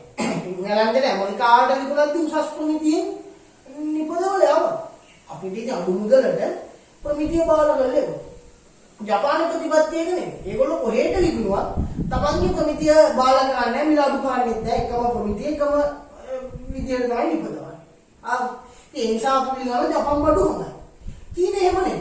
ඒගොල්ලෝ උසස් ප්‍රමිතිය නිෂ්පාදනය කරන බාන වැඩි මිලකට පොසත් රටවලට විකුණනවා. ඒකට ප්‍රමිතිය ටිකක් බාල කරලා අඩු මිලකට සාමාන්‍ය මැදපන්ති රටවලට විකුණනවා. ඒකයි චීන ප්‍රතිපත්තිය. වගේම ඉන්දියාවත් දියුණු වෙනවා. ඒකට ඉන්දියාවේ අපිට යතුරු පැතියෙම ගොඩක් හදන්නේ ඉන්දියාව. ඉන්දියාවේ කාර්මික අධිනියෝගක දෙන වගේ ලංකාවේ වතු වගා වාසිත කර්මාන්ත දියුණු වෙනවා. මේ කාර්මික විප්ලවය බලපෑම නිසා ඒ වගේ ආසියාවකට කාර්මික විප්ලවය බලපෑම ඇති වෙනවා. අද කාර්මික විප්ලවය මෙහෙම ලෝකෙ පුරා ව්‍යාප්ත වෙන්න හේතු ගත්තොත් ප්‍රවාහනය සහ සංනිවේදනය දියුණු වීම ලොකු හේතුවක් වුණා. ඒ වගේම යටත් පිළිත වලින් අවශ්‍ය අමුද්‍රව්‍ය ගෙන්වා ගැනීම හේතුවක් වුණා. ඒ රටවල පාලකයෝ කර්මාන්තශාලා එහෙම ඉදිරියන රාජ්‍ය අනුග්‍රහය ලබා දුන්නා. ඒ ප්‍රංශයෙන් සහ ජර්මනියෙන් ගල් ලඟු කරා. ඒක ඔයාලා ලෝක යුද්ධ ගැන ඉගෙන ගන්නදී කතාව පළවෙනි ලෝක යුද්ධදී ඇල්සාස් ලෝරේන් ප්‍රශ්නය. ඇල්සාස් සහ ලෝරේන් කියන්නේ යපස් සහ ගල් ලඟු ආකාර වලින් බොහොම පොහොසත් සහුසාව ප්‍රදේශ ටික. ඉස්සලා ඉතිලා දෙන ප්‍රංශයට. පස්සේ ජර්මනිය එක පැහැරලා. ප්‍රංශ ජර්මන් දේශ සීමාව තිබුණ දෙකම ගාවදී රටවල් ප්‍රංශයට ඉදිරියලා තිබිච්ච ඇල්සාස් ලෝරේන් ජර්මනිය විසින් අත්පත් කරගත්ත ජර්මනිය බිස්මාර්ක් ජර්මනිය එක්සත් ක්‍රාන්තිය කෑද ගන්නවා. ඒකෙන් ප්‍රංශය සහ ජර්මනිය දෙපැත්තකට බෙදලා යුරෝපීය පිල් දෙකකට බෙදෙනවා. ඒක ලෝක යුද්ධයේදී අපි කතා කරනවා. ඊළඟට ලෝකේ ජනගහනය වැඩි වීමත් එක්ක භාණ්ඩ වල හොඳ ඉල්ලුමක් ඇති වෙනවා. ඒ හේතුත් එක්ක තමයි කාර්මික විප්ලවය ලෝක පුරා ව්‍යාප්ත වුනේ. දැන් කාඩම 90ක් විතරම ඉවරයි. දැන් අපි කිව්වා මහා බ්‍රිතාන්‍යයෙන් 18 වෙනි සියවසේ අගභාගයේදී පේෂ යකඩහාවානේ ගල්ලඟුරු කියන කර්මාන්ත ආශ්‍රිතව ආරම්භ වෙන කාර්මික විප්ලවය 19 වෙනි සියවසේදී පවාහන සංනිවේදන කෘෂිකර්ම කියන වෙනත් ශේෂ්ත්‍රවලට සහ ලෝකයේ වෙනත් රටවලට සහ වෙනත් මහද්වීප වලට ව්‍යාප්ත වෙනා ගෝලීය ප්‍රවණතාවක් බවට මේකපත් වෙනවා. අවසාන වශයෙන් දැන් අපි කතා කරනවා කාර්මික විප්ලවයේ ප්‍රතිඵල ඒ අතර අපිට දේශපාලන ආර්ථික වගේම සමාජමය ප්‍රතිඵල අනුව ගන්න පුළුවන්.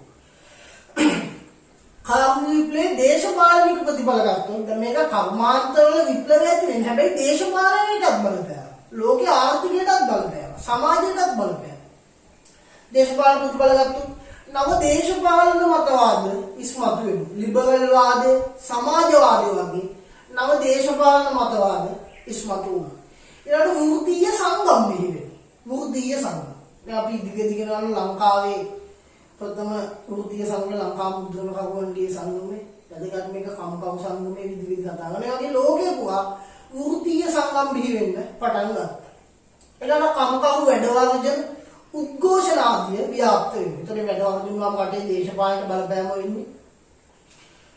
ඒ වගේ දේවල් ඇති වෙන්න ගත්තා. ඊළඟට නව අධිරාජ්‍යවාදය ඉස්මතු වෙනවා. මොකද නව අධිරාජ්‍යවාදය කියන්නේ? අධිරාජ්‍යවාදය කියන්නේ කොහේ හරි රටක් යටත් කරගන්නේ. නව අධිරාජ්‍යවාදය කියන්නේ යටත් විවිධයක් සම්පූර්ණයෙන්ම සියාධිපත්‍යයට නතු කර ගැනීම. දැන් අපි දන්නවා පෘතුගීසි ලන්දේසි වගේ ජාතිකයෝ අල්ලගත්තේ ලංකාවේ මුහුදු බඩ ප්‍රදේශ විතරයි. සහ ඒගොල්ලෝ ලංකාවේ සංස්කෘතියේ උත් වෙනස් කරන්න ගියේ නැහැ. ඒගොල්ලෝ ඒ විදිහට ඒවා පාලනය කරා. හැබැයි ඒක අධිරාජ්‍යවාදය.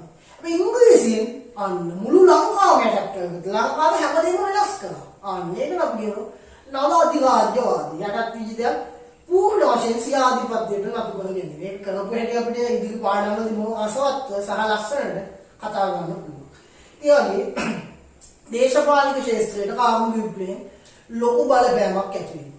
ඒගොම ආර්ථික ක්ෂේත්‍රය ගත්තොත් ආර්ථික ක්ෂේත්‍රයට කාර්මික විප්ලවයේ බලපෑම ඇති වෙනවා. එතෙක් පැවති ස්වයංපෝෂිත කෘෂිකාර්මික ආර්ථික රටා බිඳ වැටිලා ආනයන අපනයන වෙළඳ ආර්ථිකයක් ලෝකේ නිර්මාණය වුණා. ඒ වගේම බහුජාතික වෙළඳ සමාගම් බිහි වෙනවා. බැංකු සහ මූල්‍ය ආයතන බිහි වෙනවා. මුදල් භාවිතය සමාජයේ ජනප්‍රිය වුණා. ඒ වගේ මේ ආර්ථිකමය වෙනස්කම් ගණනාව කාර්මික විප්ලවය නිසා නිර්මාණය වෙනවා. ඊට සමාජමය ප්‍රතිඵල ගත්තොත් සමාජයේ ජනාකීර්ණ නගර බිහි වුණා. ඒ වගේම සමාජයේ පන්ති ભેදයක් ඇති වෙනවා. කර්මාන්තවල මුදල් ආයෝජනය කරන ධනපති පන්ති සහ කර්මාන්තවල සේවය කරන නිර්ධන පන්ති විදිහට සමාජයේ පන්ති ભેදයක් ඇති වුණා. ඊළඟට පරිසර දූෂණය වේගවත් වෙනවා. ඊළඟට මුඩුක්කු පැල්පත් බිහි වීම, මේක සමාජ අපචාර ව්‍යාප්ත වීම, නව හැකියා අවස්ථා බිහි වීම. ඒ වගේ සමාජමය ප්‍රතිඵල ගන්නා වූ කාර්මික විප්ලවයක නිර්මාණය වුණා. මම කිව්වා හැම එකෙන්ම කීයක්ද ඕන? ඔයාලා අවම 4ක් මතක තියාගන්න. එයි මම මුලින්ම ඉස්සල පේපර් එකේ ව්‍යුහය ගැන කියද්දි කිව්වා රචනා ප්‍රශ්නෙක හෝම සංඛ්‍යා 4යි දෙවනි හෝම සංඛ්‍යාවේ කරුණු 4ක් අහන්න. උපරිම අහන්නේ 4. තුන්වෙනි එකේදී කරුණු 2ක් ඇසුරින් විස්තර ගන්න, හතරවෙනි එකේදී කරුණු 3ක් ඇසුරින් විස්තර ගන්න. ඒ නිසා 4ක් මතක තියාගන්න හැමෝම. 4ක් නැත්තම් කමන්නේ. තියෙන ඒවාට 4ක්වත් මතක තියාගන්න. ඊළඟට අපිට කාර්මික විප්ලවයේ ප්‍රතිඵල යහපත් සහ යහපත් වශයෙන් කොටස් දෙකකට බෙදා ගන්නත් පුළුවන්. කාර්මික විප්ලවයේ යහපත් ප්‍රතිඵල ගත්තොත් අපිට යහපත් ප්‍රතිඵල ගණනාවක් අඳුර ගන්න පුළුවන්. භාණ්ඩ නිෂ්පාදනය ලාභදායී සහ කාර්යක්ෂම වීම, ජනතාවගේ ආදායම් මට්ටම ඉහළ යාම, ඊළඟට නව හැකියා අවස්ථා බිහි වීම, මුදල් භාවිතය සමාජයේ ජනප්‍රිය වීම, ප්‍රවාහන සහ සංනිවේදන පහසුකම් දියුණු වීම, ජාත්‍යන්තර සම්බන්ධතා වර්ධනය වීම, නව නගර බිහි වීම, ඒ වගේ යහපත් ප්‍රතිඵල ගණනාවක් අපිට අඳුර ගන්න පුළුවන්. ඇත්තටම හිතලුණත් මේ දේවල් වල ලියන්න පුළුවන්. හරි මම පාඩම් කරගන්න යම් කිසි දෙයක් අපිට ඒ වුණාට හිතලුණත් ඒ අවබෝධය ඔළුවේ තිබුණොත් නිකම්ම ලියන්න පුළුවන්. අයහපත් ප්‍රතිඵලක් තියෙනවා. විශේෂයෙන් පරිසර දූෂණය වේගවත් වීම. එතන කර්මාන්ත ශාලාවලින් විෂ වායු පිට වෙලා වායු ගෝලය දූෂණය වෙනවා. අධික ශබ්දයක් පිට වෙලා ශබ්ද දූෂණය. ජලයට යම් අපද්‍රව්‍ය මුසු වෙලා ජල දූෂණය වෙනවා. නොදිරන අපද්‍රව්‍ය බැලෝහ වගේ දේවල් පසට එකතු වෙලා පස දූෂණය වෙනවා. මේ වගේ යහපත් ප්‍රතිඵල තියෙනවා. පරිසරයේ දූෂණය වෙනවා. ඊළාට මුඩුක්කු පෙල්පත් බිහිවීම සහ සමාජ අපචාර ව්‍යාප්ත වීම. විශේෂයෙන්ම කර්මාන්තවල සේවකවු දුප්පත් ජනතාව කම්කරු මේ කර්මාන්තශාලා අවටම පොඩි ගෙවල් හදාගත්ත කුකුල් කූඩු වගේ නිකන් පෙට්ටි ගෙවල් හදාගෙන මම දැකලා තියෙනවා සමහර පැතිවල මුඩුක්කු තියෙනවා. මේකේ අනිත් ගෙදරින් වෙන්නේ සාරියෙන්. විද්‍යාත්‍ය මුකුත් නෑ සාරියෙන් වෙන්නේ. ඒ තරම් පහත් ජීවන මට්ටම ජීවත් වෙන මිනිස්සු ඉන්නවා. ඒ වගේ තැනක මිනිස්සු සමාජ අපචාර වලට යොමු වීම තියෙන ප්‍රවණතාවය ඇත්තටම වැඩි. විශේෂයෙන් ගෙදර ඉන්න පිරිමි උදේ සිට හවස වෙනකම් කර්මාන්තශාලාවල වැඩ කරන කොච්චර මහන්සිලා ඊළඟට රෙස්ටෝරන්ට් එකේ මුත් නෑ. ඇයි ඊළඟට ඒ විදිහටම වැඩ කරනවා. ඒගොල්ලෝ ඕගන්නේ දවසේ වේතනෙන් අර වෙහෙස දුරු කරගන්න කියලා හිතලා මත්පැන් වලට ඇබ්බැහිලා ලැබෙන සොච්චාවට වන් නැති වෙලා කාන්තාව ගණිකාව උදේ වගේ අපචාර වලට යොමු වෙනවා. ළමයි මත්ද්‍රව්‍ය හුමාවු ඒ වගේ දේවල් වලට යොමු වෙලා සමාජ අපචාර ගණනාව ව්‍යාප්ත වෙන්න ගත්තා. ඊළඟට ගෘහාශ්‍රිත හස්ත කර්මාන්ත පරිහානියට පත් වෙනවා. ගෙවල් ආශ්‍රිත මිනිස්සු කරපු හස්ත කර්මාන්ත ටික නැති වෙලා ගියා. අපාර නැති වෙලා ගියේ පරිහානියට පත් වෙනවා. ඇයි? ඒගොල්ලන්ට ගන්න දෙයක් නැහැ. දැන් යන්ත්‍ර සූත්‍ර වලින් නිෂ්පාදන දහස් ගණනක් කරනවා. ඒගොල්ලෝ මේ ශ්‍රමයට වටිනකමක් ලැබෙන්නේ නැහැ. ඒවා නිකම්ම නැති වෙලා ඒගොල්ලෝ වෙනත් දේවල් සඳහා යොමු වෙන්න පටන් ගත්තා. ස්වයංපෝෂිත ආර්ථික රටාව බිඳ වැටෙනවා. ඒ වගේ අයහපත් ප්‍රතිඵල ප්‍රමාණයකුත් අපිට කාර්මික විප්ලවය ආශ්‍රිතව අඳුර ගන්න පුළුවන්. අවසාන වශයෙන් අපි කියනවා කාර්මික විප්ලවය ලංකාව කෙරෙහි ඇති කළ බලපෑම. කවුරු හරි අපෙන් ඇහුවොත් කාර්මික විප්ලවය ලංකාවටත් බලපෑවා. මේක එංගලන්තේ ඇති වෙන්නේ. මේක කොහොමද ලංකාවට බලපාන්නේ කියලා කෙනෙකුට හිතෙන්න පුළුවන්. හැබැයි ඒක වැරදි. කාර්මික විප්ලවය ලංකාවට සක්‍රීය බලපෑමක් කරනවා. ලොකු බලපෑමක් ලංකාවට ඇති වෙනවා. ඇත්තටම වෙනත් රටවලටත් වඩා වැඩි බලපෑමක් ලංකාවට වෙනවා. එයි කාර්මික විප්ලවය ඇති වෙන්නේ 1700 ගණන් වල 18 වෙනි සියවසේ අගභාගයේ. 1800 ගණන් වල තමයි මේක ව්‍යාප්ත වෙන්නේ. අපි තමයි 1800 ගණන් කියන්නේ ලංකාව බ්‍රිතාන්‍යයේ අඩත් විජිතයක් වශයෙන් පැවතිච්ච කාලය. 1796 මුහුදුබඩ ප්‍රදේශ අල්ලගන්නේ අපි ඊළඟ පාඩමේ දැන් ඊළඟ වීඩියෝ එකකින් ඒවා තමයි කතා කරන්නේ දෙවනි පාඩම. 1815 දී උඩරට අල්ලගන්නේ 1948 දක්වා පාලනය කරමු. එහෙනම් කාර්මික විප්ලවය ඇති වෙන්නේ එංගලන්තේ.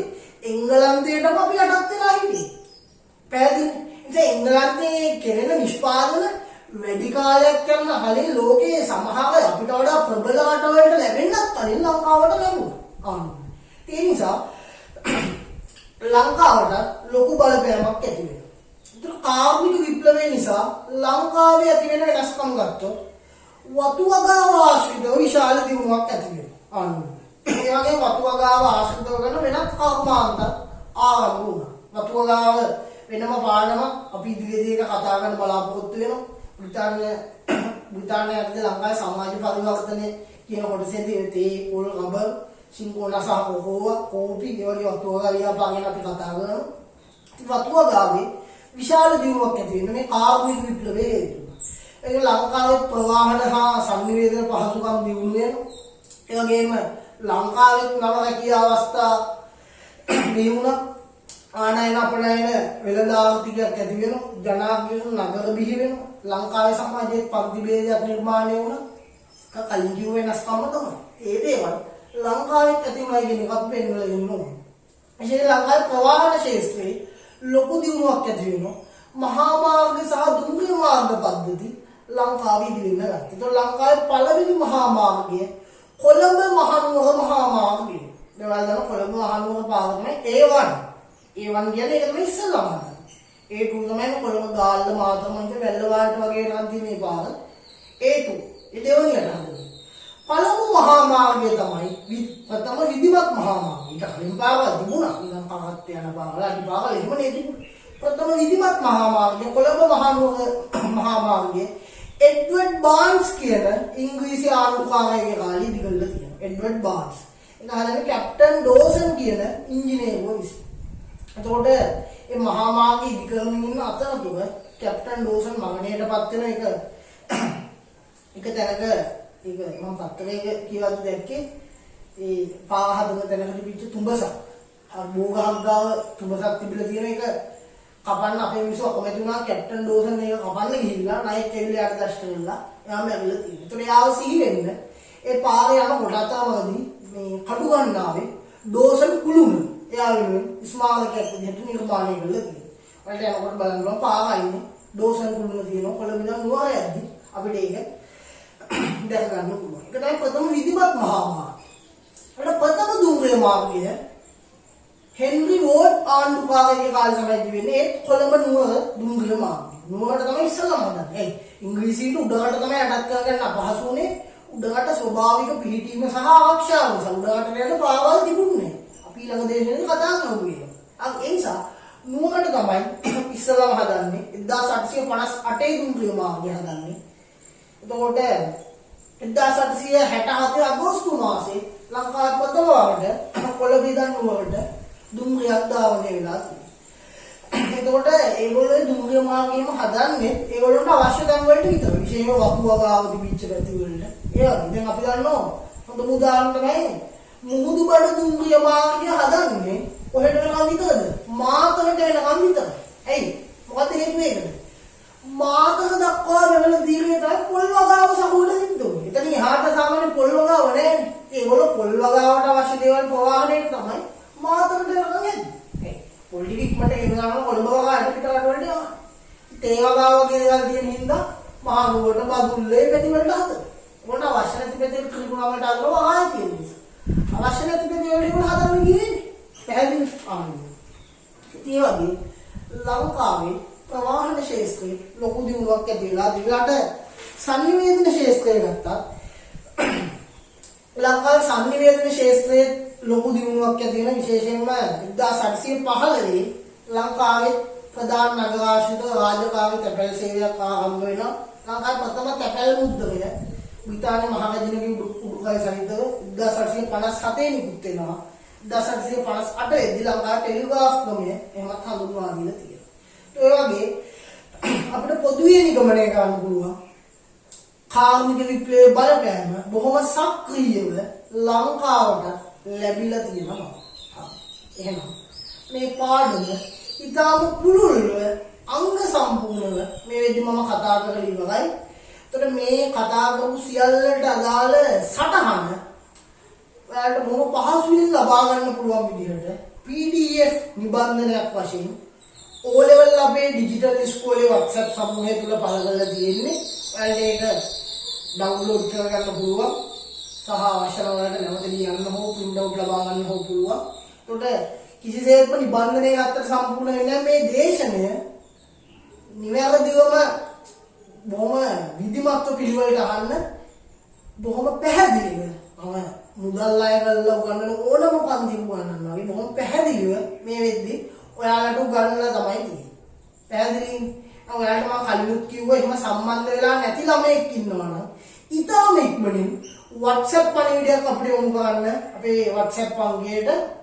එතකොට ඔයාලා අපි සමූහය එක්ක සම්බන්ධ කරගන්න ඔයාලට නිබන්ධන ලබා ගන්න පුළුවන්. ඒ වගේම ඊළඟ දේශනයේ දාපු විගසම ඔයාලට දැනගන්න අවශ්‍ය වෙන නිසා සුබග TV අපේ YouTube නාලිකාව subscribe කරන්න. පහලින් තියෙනවා subscribe කියන කොටස. ඒක එතන subscribe කරලා ඒ bell icon එක click කරලා තියාගන්න. එතකොට ඉක්මනටම අපි අලුතින් පාඩමක් දාපු ගමන් ඔයාලට කෙටි පණිවිඩයකින් ඒ බව දැනගන්න පුළුවන්. ඒ නිසා මේ පාඩම් පළ කරපු විගසම ඔයාලා බලන්න. ඉදිරියේදී මේ වගේ දේශන ගණනාවක් අපි ඔයාලට ලබා දෙන්න බලාපොරොත්තු වෙන ඉතිහාසයේම පාඩම් 18ක් තියෙන ඉස්සෙල්ලා අපි 11 පාඩම් ටික මේ වගේ ඉක්මනින් ආවරණය කරන ඊළඟ වෙනත් විෂයනුත් අපි ඉදිරියට සාකච්ඡා කරන්න බලාපොරොත්තු වෙනවා. ඒවල බොහොම සක්‍රීයව සම්බන්ධ වෙලා මේකේ උපරිම ප්‍රතිඵලය ප්‍රතිලාභය අත් කරගන්න කියලා මම ආරාධනා කරනවා. අවසාන වශයෙන් ඔයාලට කියන්නම් මේ ඉතිහාස උගන්වන මම කවුද කියන එක. දැන් ඔයාලට මම කලින් කිව්වා ඔයාලා අපේ ඩිජිටල් ඉස්කෝලේ කියන ඒ ජාතික ව්‍යාපෘතිය මෙහෙවන්නේ මම ඇතුළු මගේ මිතුරන් නිසා විශ්වවිද්‍යාලය අධ්‍යාපනය ලබන. ඒතර මම ධනුජ නිමේෂ් තනුපති කොළඹ ආනන්ද විද්‍යාලයේ ආදි ශිෂ්‍යෙක්, ගාල්ල ඇලෝෂියස් විද්‍යාලයෙන් ප්‍රාථමික අධ්‍යාපනය ලැබලා ශිෂ්‍යත්ව විභාගයෙන් සමත් වෙලා කොළඹ ආනන්ද විද්‍යාලයට ඇතුළත් වෙන්නේ. මේ වෙද්දී ජයවර්ධනපුර විශ්වවිද්‍යාලයේ ඉතිහාසයේ විශේෂවේදී උපාධියක් හදාගෙන ඉන්නවා සහ ශ්‍රී ලංකා නීති විද්‍යාලයේ නීති ශිෂ්‍යයෙක් වශයෙන් මම අධ්‍යාපනය ලබනවා. ඒකට ඇත්තටම අපි බොහොම පොඩි දම් වලින් පටන් ගන්නවා. ජීවිතය ඉදිරියට ගොඩනගාගෙන යන මිනිස්සු. ඒකට ඉගෙන ගන්න තියෙන දුක, ඒ කටුකත් දෙකකින් ඒ සියල්ලට අපි නඩුවන මුණ දීලා තියෙනවා.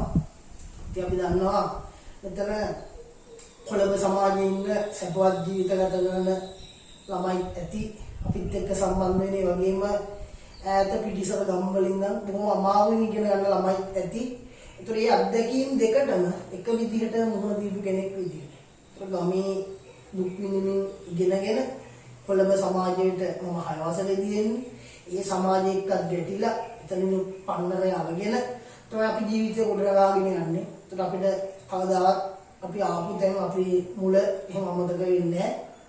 ඒ නිසා අපේ මුල් ජීවිතේ මුල් අවදී අපි විඳපු අත්දැකීම් විඳින ළමයි ගණනාවක් මේ දේශනේ බලන්න ඇති.